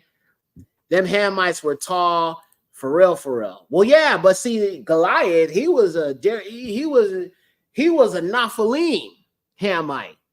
You know what I'm saying? So he was a, you know, not all. I don't believe all the Hamites were extremely tall like him. the Philistines were Hamites and they were extremely tall, but not all the Hamites were described in such a way, such as the Queen of Sheba. She was obviously a Sabian. She was a Sabian, but she was not described as extremely tall. Even though the Sabians are described as tall, she was not given that description, but maybe she was, because if she was a Sabian, she probably was extremely tall. But there's a lot of examples in scripture of different experiences with different Hamites, but not every description is given. I don't believe the Canaanites were tall people. I mean, at least the ones that were not Nephilim. I believe that in some instances, it just depends on what nation you're talking about. But not every Hamite they came across was tall, though, or any other nation. Great lesson. Thank you. All praises. Yes, all esteem to Yahuwah. So thank y'all, family. Yeah, I'm gonna stick around for a little bit. If you guys have any questions, I'm happy to answer them. You were on it. I checked this channel first, but by the time I got back, you had handled it. Oh, y'all talking about homeboy that was trolling? Listen, if y'all to the moderators, Melnated by Yahuwah, Akeem Yah, Windwalker, all of my moderators, family. If y'all see that dude that was here earlier, just block him. I don't know if there's a way to permanently block a person. I've never seen that before. I don't know if that's possible, but he is a troll. He is a troll. He comes on this channel all the time and tries to disprove that the Bible's about black people. Matter of fact, let me show y'all why you should block him. Because I want y'all to understand, it's not like he hasn't seen my videos proving this. This is just heathen denialism. This is what I call the heathen cope. That's what it is. Where it's like, you see it for what it is, but your cognitive dissonance is so potent that you're trying to find some way to pull out of that being the truth. That is essentially what I call the heathen cope. Let me show you. So I'm going to go to my video about Africa. Remember how I did the series about how the Bible mostly takes place in Africa? Let me show you his comment. Y'all gonna know it. I got to prove it. So let me share the screen here, and I'm going to show you what I'm talking about so you can see it. That's how you know he's a troll, because it's not like he don't have the information. Oh, no, he got the information. He just don't want the information. That's what it is. Okay, hold on. All right, let me zoom in and let me show you. So let me see. Let me go to the comment section here. Okay, where is he? His name is like D Shabbat right here. He said the information. Let me zoom in. He said what I'm doing is what the information I presented is pseudo information at its finest. Now, keep in mind that this stream was over 5 hours long. I think 5 hours and 9 minutes long. And I used a lot of evidence to prove. I went through the animals. I went through all of this stuff. Okay. I talked about the Sabians. I showed you ancient Babylon. I showed y'all a lot of stuff, bro. But this is what I'm talking about. They hate you so much, they don't want to accept the truth, which, like I said, I don't owe you anything. I don't have to prove anything to you. But then he went over here to this information, and then he went to Ezekiel. And this is what he said. And this is the sovereign, what they call LORD. He says, Jerusalem, your ancestry and birth were in the land of the Canaanites. Your father was an Amorite. Your mother was a Hittite. That's what he said, right? You are a true mother of your mother who despised her husband, so on and so forth. He's basically talking about the Hittites and Amorites. So I responded to him. And I said, the Amorites and Hittites were not Europeans. They are sons of Canaan. Therefore, they are Hamites, who we've already proven were dark-skinned people along with the Israelites in every nation. Stop believing whitewashed European fairy tales. So I want y'all to notice that he used scripture right here to try to prove that the white man is connected to the Bible. But then look what he said afterwards. The Bible's a myth that can't debunk historical facts. The Israelites come from a combination of Eurasians, Indo-Europeans, and Semitic people. So you don't believe in the Bible truly, but you want to turn around and use it to try to prove you're in the Bible. This is what's wrong with these people. This is what's wrong with these people. And it bothers them because I'm a black male that knows the Bible better than them. That bothers them. I get it. You know what I'm saying? But what you going to do about it? What you going to do? What you going to do? What you going to do? We're the people of the book, bro. There ain't nothing you can do about it. There's too much evidence out here. There is way too much evidence for somebody to be trying to debunk me. Somebody literally sent me a Cash App just to ask me if I'm willing to do a debate. Nope, I don't debate the word. I don't debate the y'all laughing. I'm like, bro, I don't debate with nobody, gang. I'm not interested in that. I am not interested in that. You know what I'm saying? Now, if you got questions, you're more than welcome to. Pull up on me. Pull up on me. Pull up on me. I haven't used that in a while, but yeah. So when he shows up, bro, y'all already know the protocol.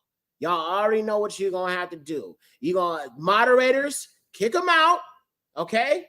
But then before you kick him out, be sure to Move this man.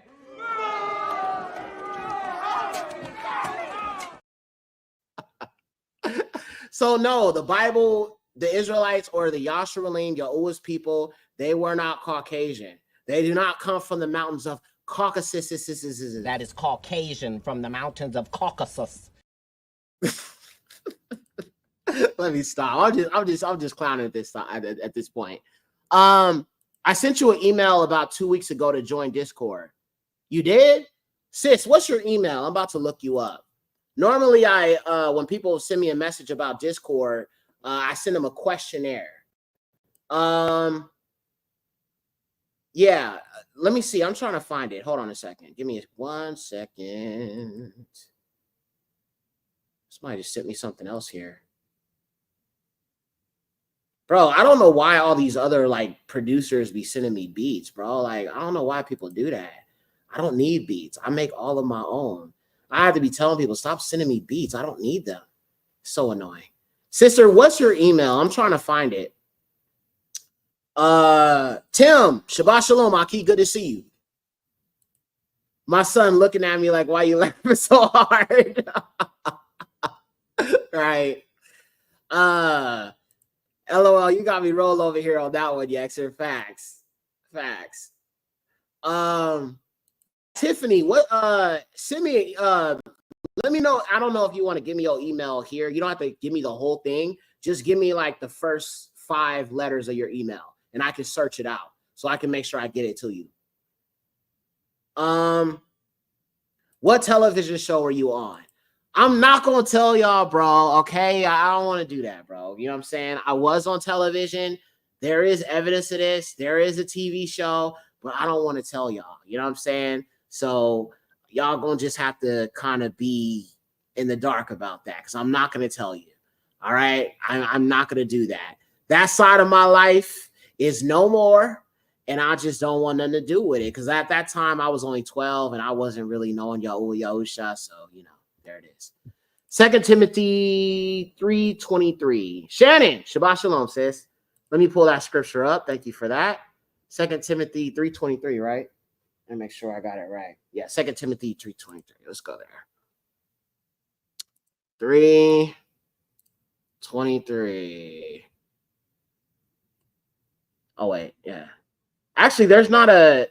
I'm in 2 Timothy. There's not a 23rd verse. 2 Timothy chapter 3 only goes up to the 17th verse. So you must mean 1 Timothy. Let me try 1 Timothy. 1 Timothy. Yeah, hold on. Let me try that. 2 Timothy does not have a 23rd verse. Nor does 1 Timothy. 2 Timothy and 1 Timothy doesn't have a 23rd verse. I think you might have got that verse wrong, sis.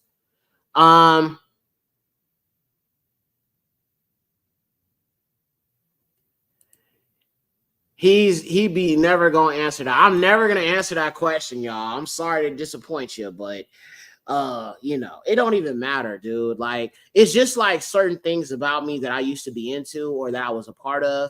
I don't even share it. Like, I have old songs where I was saying things and using language that's not representative of the Most High, you know, all cussing in the track and all that stuff. I would never even let y'all hear that. I would never even release it. K Renee, Shalom, y'all. I've been here, just been quiet. Hey, sis. How are you? Good to see you. I was wondering if you was here. I know I haven't really been in the chat too much today, but you know, try to get the lesson together and everything. But good to see you, sis. Shabbat shalom to you. Good to see you. Okay. Yeah, let me read some more of y'all comments. Watch Lisa Cabrera on the $2.9 trillion that was lost. They should pay us our reparations. Yeah, I watch her sometimes. I know shout out to Lisa Cabrera. She does some pretty good teachings. Or not teach, she don't really do teaching. She's kind of more so like she kind of reports on information and stories that come out and stuff like that. But she is she's in the truth. She knows where Yahshua. She's also a Yahudi. Yeah, you know what? I think I got that meme, bro. I know some people didn't like it. That's why I stopped using it, because people were saying that it was scary. You know what I'm saying? But I do like that meme, that what you gonna do? You know what I'm saying? Like, I've always liked that, but you know, some people's like, that's scary. Yeah, extra, that's scary. I'm like, okay, I don't want y'all to be scared, but I don't know. I thought it was funny. You know what I'm saying? I'm gonna play it for y'all real quick. I like the meme. I thought the meme was pretty funny. But I can understand why some people was scared by it. You know what I'm saying? I didn't want to scare anybody on Shabbat, so I just stopped using it. But ultimately, I do think it was funny, though. The elders cannot be ignored. I found you and sharing 60 years and my sister 73. We ain't dead yet. All praises to the Most High.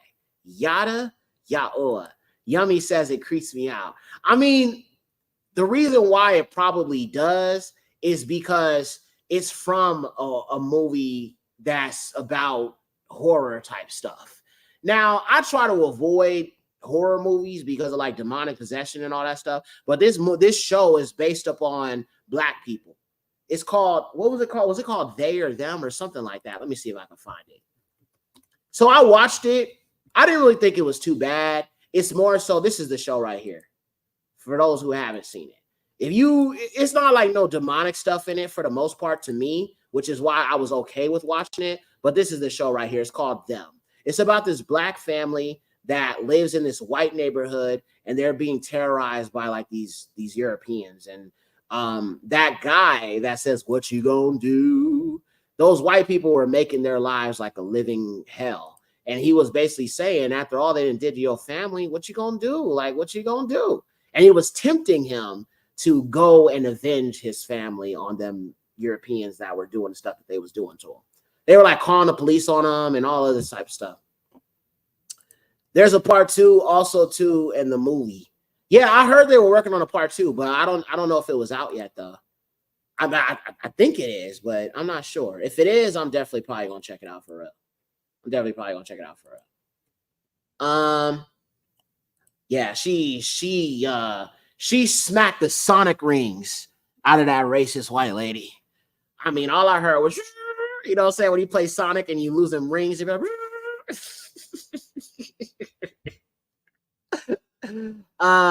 Melanie Bayou says, I try to watch it after the first episode. Like, nah, not for me. The show is based on real events. Yeah. It kind of is based more so like on the time where Black people, Negroes, were not allowed to get home loans and stuff like that, or move into the suburban neighborhoods. And so they're the Black family that was able to get in. And so the neighbors were essentially trying to like drive them out by any means possible. But there's an episode where it does in some ways point to who we are, because there's an episode where this white man makes a covenant with the devil, and somebody on YouTube or TikTok caught that, and they talked about how Esau had made a covenant with the devil. Let me see if I can find that video. Give me a second, y'all. Yeah. And when it's like I didn't catch that, like I caught it when I first watched it, but when I did see that TikTok breakdown of it, it really put things more into perspective for me. Because in that last episode, they're like doing some wicked stuff to Black people in this church. And then when that person put that together, I was like, well, there it is. Let me see if I can find the video. Hold on. Let's see if I can find it. Yup, right here. All praises to the Most High. I found it. Let me just show y'all this real quick. Give me a second. Let me bring my screen up, and I'm going to show y'all this little TikTok video here.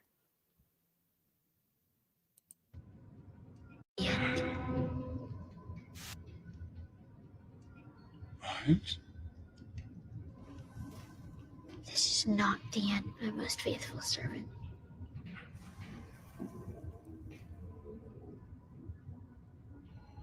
Who are you? I am the one you worship in your heart. I have answered when he kept silent. We are bound together.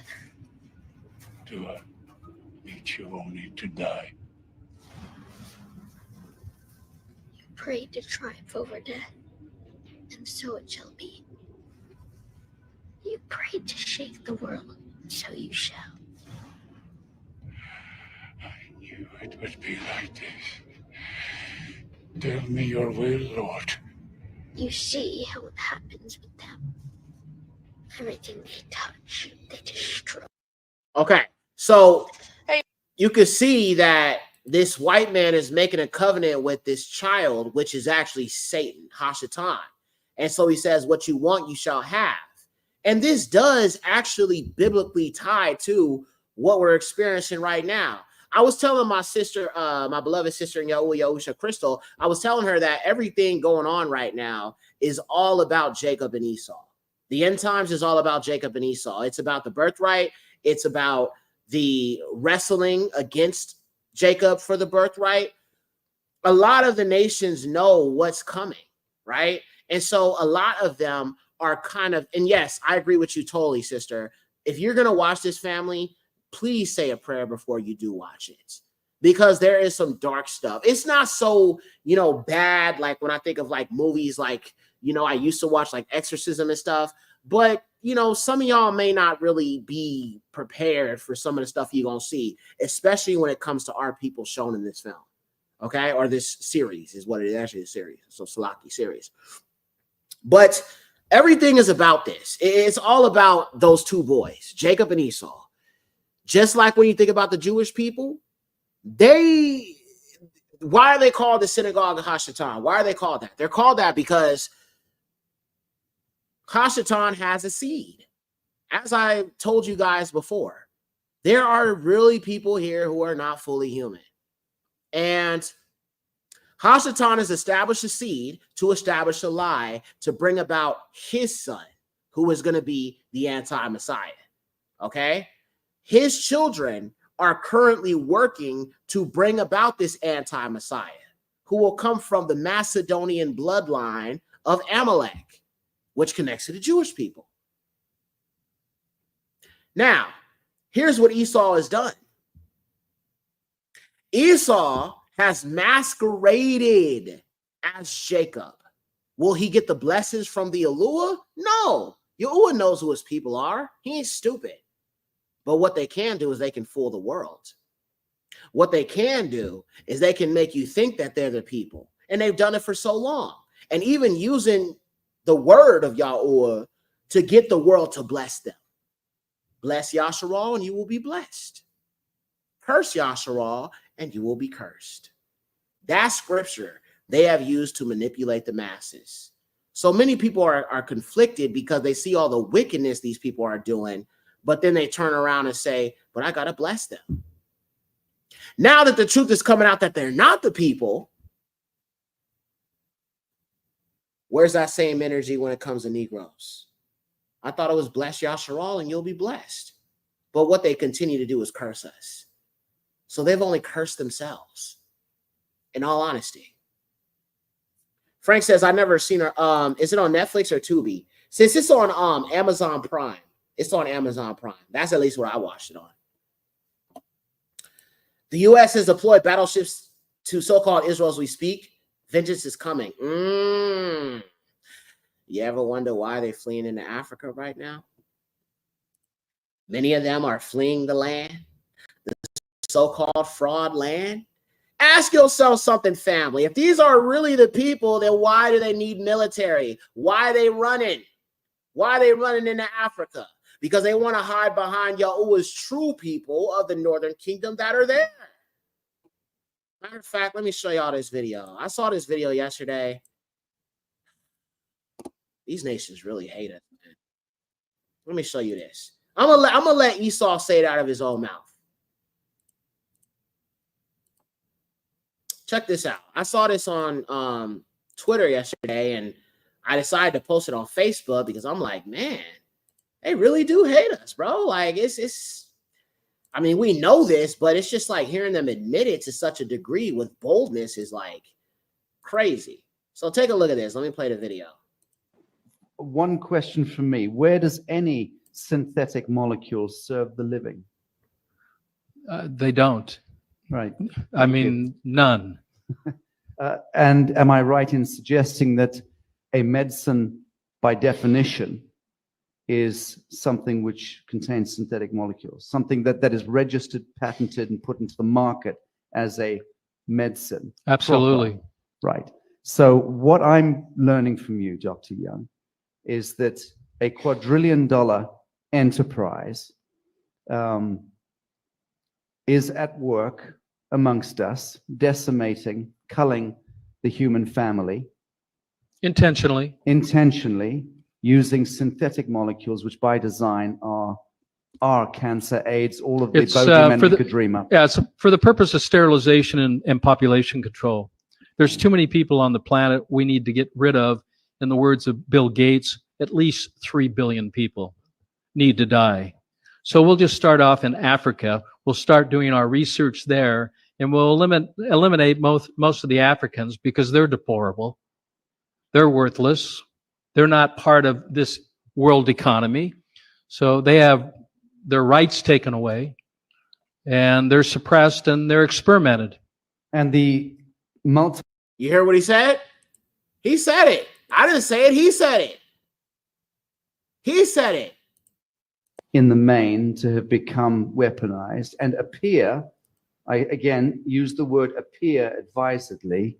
We're not casting judgments here. We're taking depositions, listening to expert testimonies, appear to be weaponized and appear to be working in collusion against the living men and women of the soil. Is that a fair statement? It is. It's not a bacterial war. It's a systemic poisoning war, and they're using chemical warfare against. They said it out of their own mouths. All right. So and as I said, brother Yacoba from the End of the World Ministry, it's so interesting. He did a live about this like earlier yesterday about this, and then I saw that video, and I'm just like, I'm going to share his video with you guys that he did yesterday. He did a profound teaching on this yesterday. All eyes are turning to Africa, family, because like I said, they know where the land of milk and honey is, and they're not happy with just money anymore. They want the resources. Okay. They the Jewish people, they done got all the money they want. They want the resources now, which only the land of Africa provides, the continent of Africa provides. And so they are now focusing their eyes on that. So what does that mean? Our brothers and sisters of the Northern Kingdom are going to be going against these people. Let me post this link. I'm gonna post a link to his video that he did yesterday in the chat. Shout out to Brother Yacoba. I think you guys should watch it if you're trying to understand what's really going on in Africa. But all of this revolves around you. Because if you noticed, they're talking about sub-Saharan Africa and like West Africa, where many of the Yahudim came from. They have their eyes on Yahweh, family. And here in America too, which is why you've got all the political pandering and all this other stuff. But it's crazy. That's why when I hear people say that, we're Native Americans and we're indigenous to this land, I just look at them with the dumb face. I give them the dumb face. Because I'm just like, are you kidding me? I mean, you're not looking at these things for what they are. You're seeing what you want to see. So it's like, if you say that, all I'm going to say is, You lying heathen. Why you always lying? Oh my God. Stop lying. Is this camera on me? Yes, it's on. That's stupid. I can only give them the dumb face. That's all I can do, because it's like this land is been written to be destroyed. 6 foot. What's up, Aki? Shabbat shalom, Ak. All praises to the Most High. Good to see you, Big Ak. So you know, when I look at the scriptures, right, and I connect the dots, it says Babylon is going to be destroyed. It says that we're going to be scattered among the heathen. So once again, how can America be our home, but also the land of our captivity? That just doesn't make any sense at all, family. Come on. What's your take on watching the Olympics? I don't care about the Olympics, Ak. I did talk about it on the show. Everything is a lie. But I just, you know, all that stuff is to these heathen deities. I don't really care much about it. Only reason I knew about it is because people were exposing it. The Christians were crying about the Last Supper being ruined and all this other stuff. Matter of fact, speaking of that, I actually did a post about this showing you the hypocrisy of Christians. So they have a problem with this, you know, drag queens. And I don't like drag queens either, right? But they're the same ones over here comparing Trump to JC. Check this out. Or, you know, the false Messiah or whatever. Check this out. I thought that this was a pretty good point proven. Hold on, man. Let me show you. Give me 1 second. Switch over there. Okay, let me show y'all this. Look at this. Christians, let me read this to you. It says, Christians, we're offended the Olympics recreated the Last Supper. Also Christians. White JC, white man Trump, Trump looking like JC. Do you see the hypocrisy here? Well, you can't talk about them recreating the Last Supper when y'all done recreated the whole Bible under a pagan religion created by the enemies of Yahshua, the same people that destroyed the temple, the same people that hung the Messiah, the same people that spit on him, the same people that mocked him, the same people that lynched him, the same people that pushed that crown of thorns down on this man's skull. Christians, that is where your religion comes from. Them folks, them Romans. First Maccabees chapter 3, verse 48, and they sought the book of the law, wherein the heathen sought to paint the likeness of their images. Oh, boy. Absolutely insanity. Absolute insanity. Bunch of idol worshipers. Facts. True. True, true. Monique Slaughter has just joined the family. Family, let's show her some love in the chat. All praises be to Yahuwah Yahusha. Thank you so much for joining the family. Since I've been reading your comments, family, I want to shout her out. She says that her sons and her have been watching my videos and they've learned so much. So all praises to the Most High, to Yahuwah that's allowing everybody to find this channel, man. And, you know, sometimes in my mind, I still be like, I still be trying to deal with the idea like, wow, people really be finding me. You know what I'm saying? So all praises to Yahuwah. All praises to Yahuwah. Isaiah 26:20, let the heathens hide. And that's another thing. That's how you know they know what's coming. Why are so many celebrities not tricking out money on, you know, cars and money anymore and stuff like that? They're all buying bunkers and stuff. They know what's coming. Come on, family. They know what's coming, family. They do. They do. And they think these bunkers are actually going to save them. Matter of fact, before I leave, family, I'm going to get off of here. But before I leave, I want to share these scriptures with you. They'll go into the clefts of the rock and say, hide us from he who sits on the throne. Let me go to that KJV. All right, let me pull it up here. Hide us from he who sits on the throne. Hide us from the wrath of the Lamb. So we're going to go first to the book of Kazun, or Revelations chapter 6. And let's take a look at what it says. I mean, I just think about it. If space was real, then why wouldn't they just leave the planet? No, they build them bunkers because they think that that's going to protect them from the wrath of the Most High, which goes to show you just how much of how much they don't understand his power. They think that really a bunker is going to save you. That's crazy. Right here. And the kings of the earth and the great men and the rich men and the chief captains and the mighty men and every bondman and every free man hid themselves in the dens and in the rocks of the mountains, and said to the mountains and rocks, fall on us and hide us from the face of him that sits on the throne and from the wrath of the Lamb. For the great day of his wrath is come, and who shall be able to stand? Yeah. So I mean, it does make sense why, you know, they're kind of in this kind of panic mode, because they know the scriptures are true, they know what's written, and they know what will come. Yes, exactly, sis. It does show how true the scriptures are. It shows how Yahuwah has even prophesied the panic mode that they will go into when the judgment of the Father comes upon the wicked, the nations who have worked against his people. Because remember, family, it's not just a conspiracy against Yahshua, but it's also a conspiracy against Mashiach and against the Father. Remember how I told y'all that I came into the truth through conspiracy theories? One of the first things I was shown in the Bible, it really made me realize conspiracy theories are true, is Psalms 2:2. Let's go there real quick.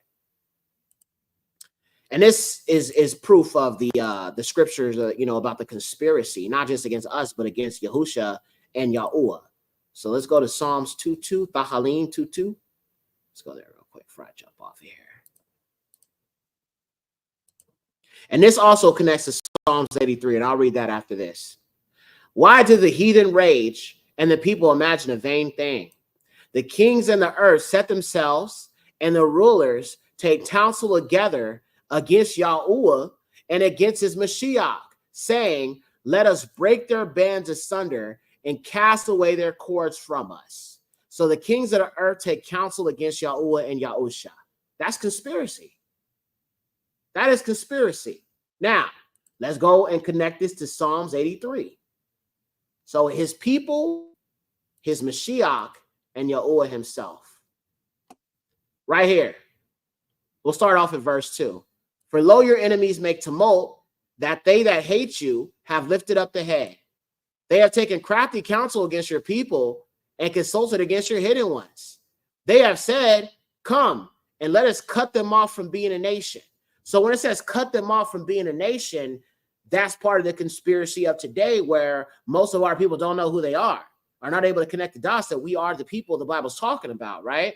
And that's how we lost our heritage. That's how there's people that are standing as if they are the people. And this is the great conspiracy. Now, when you look at cut them off, right, that also connects to where it says, let's take crafty counsel against Yahuwah and against his Mashiach and rip their bands asunder. So they're working against all of us. And in those nations who have been grafted in through Yahuwah, Yahusha, they are working against you too, because you are now an heir to the covenant. Okay, so they are also working against the Gentiles that have been grafted in. Okay, it's a total conspiracy.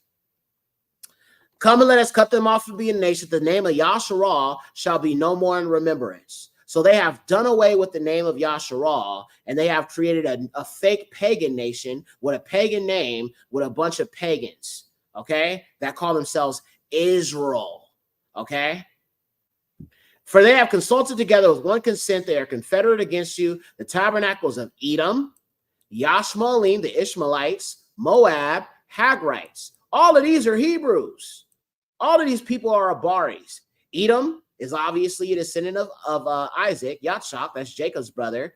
Ishmael is Abraham's first son. Abari, Moab, a descendant of Lot, a descendant of Shem, a descendant of Abar. Hebrew, Hagarim, okay? Hagrite, also Abari. Gabal, Ammon, Amalek. I mean, that's obviously Edom, right? The Jewish people, the Philistines, and the inhabitants of Zar. Assyria also joined with them. They have helped the children of Lot, Selah.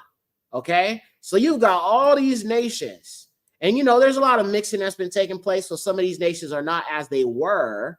But when you think of something like the United Nations, or you think of something of like, you know, the one world government, They are confederate against you. All these nations are working against you. That's what you got to understand. And there are even some melanated nations working against you too that are not Yasharal. So don't think that, because somebody's black, well, they're for us. That's not true. There are melanated nations that hate you too, for real, especially a lot of these Hamites and some of these chocolate Edomites in Africa. Keep that in mind. The curses are falling on them, and one of the curses we suffered under was a confusion of the mind, which means mental illness. And now all we hear in the news is how heathens are in mental crisis. I've seen that too. There is definitely an outpouring of mental instability upon these other nations. A lot of them are having, all types of breakdowns, and you're seeing a lot of stuff on. And what social media has done is really put a magnifying glass on these curses and what these other nations are experiencing, because they are slowly reversing. They're slowly reversing on them. And that's another reason why the heathens rage. I read about the Spanish Inquisition and read about Reformation. Yeah, the Spanish Inquisition was prior to the transatlantic slave trade. It's actually a very, very important piece of Abari Yahudi history as well. I meditate on the book of Baruch, chapter 4. Oh, man. Sis, Baruch is one of my favorite books. It confirms so much to me. I'm actually going to go there real quick. Baruch is an important book because the word Baruch, or the name Baruch, means blessed. Why would Yahuwah choose that name for that author? Because if you adhere to the book of Baruch, you will be blessed. I want y'all to understand something. A lot of times when we read Deuteronomy 28, we focus on the curses. But here's the flip side of that you probably never considered. If you go back to the covenant, you walk in righteousness, you do as Yahuwah commands you to do. You preach the Bashura to all nations of Yahusha. Those blessings will come onto you in the kingdom. Those blessings are still yours to have. He has not done away with the blessings. That is part of your inheritance when we are restored as one nation. Everything you touch will be gold. The nations will fear you. You will be the kings and queens of all nations. Obviously, Yahusha will be the king, but we will rule with him. Yeah. The book is powerful and it gives me my hope and encouragement. I'm going to read you guys a chapter from Baruch Rishon, first Baruch.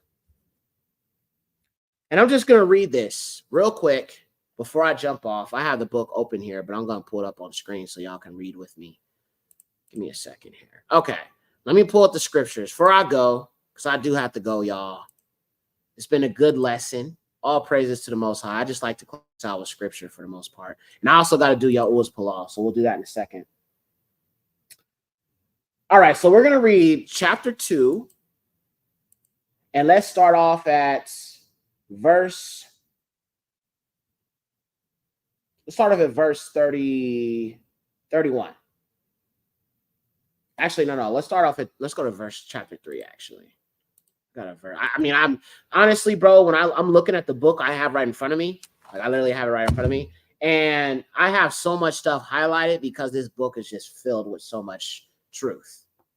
But let me read this to you guys. Hear, Yasharah, the commandments of life.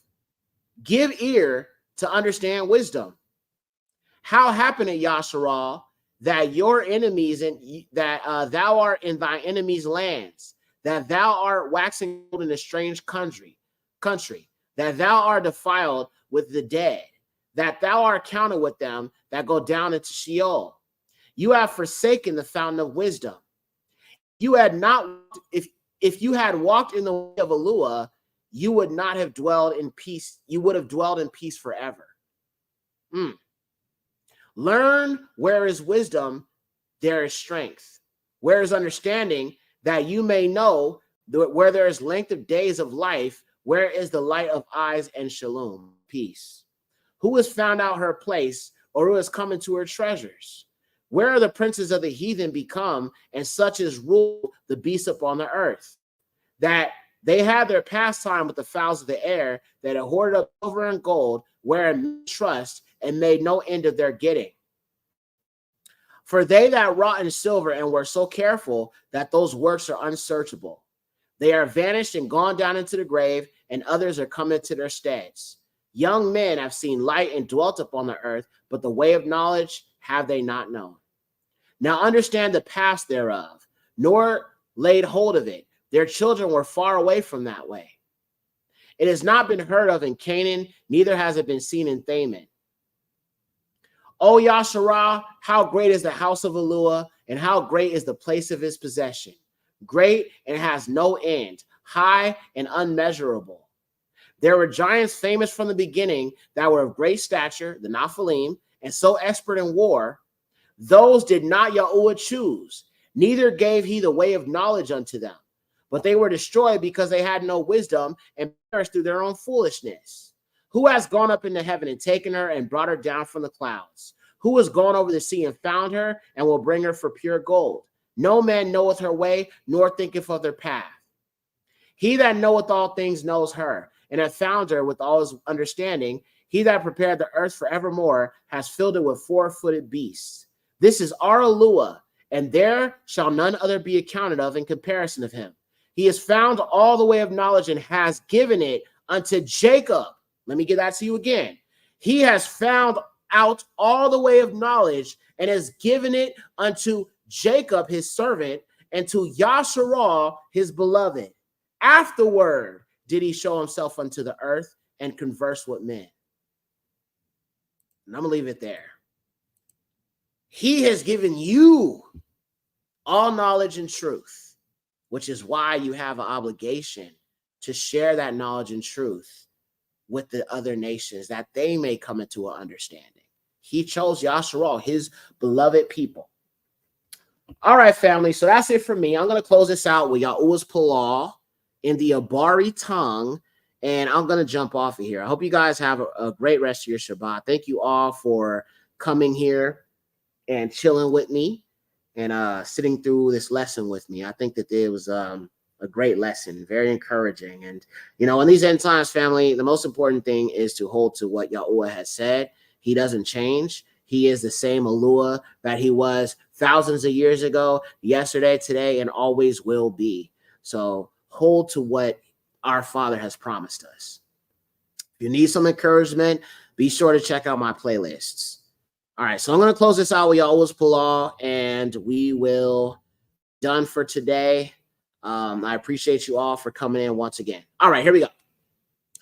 So I'm going to do the Abari, ancient Hebrew first, and then we'll do the English. Abinu, Bashamayim, Yakadashanka, Malakuthka Bua, Ya Rauka, Alaraskan Bashamayim, Natan Lanu Hayum At, Lakam Bahasarak, Usala Lanu Lakatenu, Lanu Salakatam, Lakatekan Karalanu, Aparat Lanu Lata'a, Abau Yasha Lanu Marasha, La Malakuthka Shalat Haka Uhakabar, Bahasham Akal Shamut Yaoa Uyausha Amad. Our Father in heaven, separated is your name, your kingdom come, your will be done on earth, so it is in heaven. Give us this day, forgive us our crimes as we forgive those who commit crimes against us. Lead us not astray, but rescue us from all evil doing. For your kingdom reigns, the power and esteem. In the name, the names above all names, Yahuwah and Yahusha Amad. So that's it for me, family. I pray that you guys all have a great rest of your Shabbat.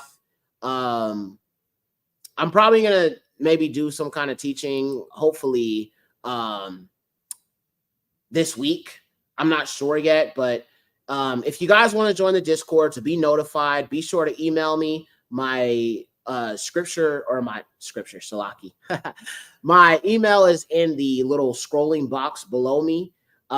Be sure if you're watching the replay to check out the description box if you want to get the notes to the scriptures that we went through today. Also, after Shabbat, be sure to check out the store. We got some great stuff there for you. The album is out on my website. If you want to hear the full album, you can get it there. Album drops this month on the 23rd. All right, family, I love you. Oh, one last thing. And I will be doing a live stream the day the album drops on the 23rd on all streaming platforms. So be sure to be here. I haven't figured out the time yet, but I'll keep you guys abreast. Shalom, family. I love you all. Have a great rest of your Shabbat. All esteem be to Yahuwah and Yahusha forever. Amen.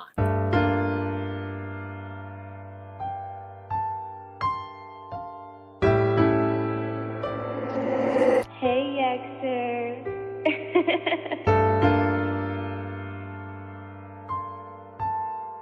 Let us pray. Yeah. Prayer poetry. Yahuwah Most High, creator of all, may your unchanging hand guide me whenever I fall. And you said you loved Jacob, and you said we are yours. Even though we are stiff-necked, your love is endured. And you sent us Yahusha, rejected by his own people, but his blood is now cleansed as we forsake all evil. All my life I was told I was nothing, don't matter, but I found strength in your word, every verse, every chapter. And I am not perfect, I feel dirty, unworthy. Help me be an example of the love you have for me. I will serve you forever, I'm standing 10 toes down, and your mercy knows no limits, and your love it abounds. Father, show us the way, guard our hearts and our minds, lead us back to your Usha, all the light that he shines. We have lived so wickedly, there's so much we owe you. Help awaken the Negro, help the Gentiles to know you. May the Torah help lead us in strength and in truth. May my fear and my love lead me closer to you. Yeah, lead me closer to you. May my fear and my love lead me closer to you. All esteem to the allure of Yahshua, Yahuwah, and the King, Yahusha. Amen.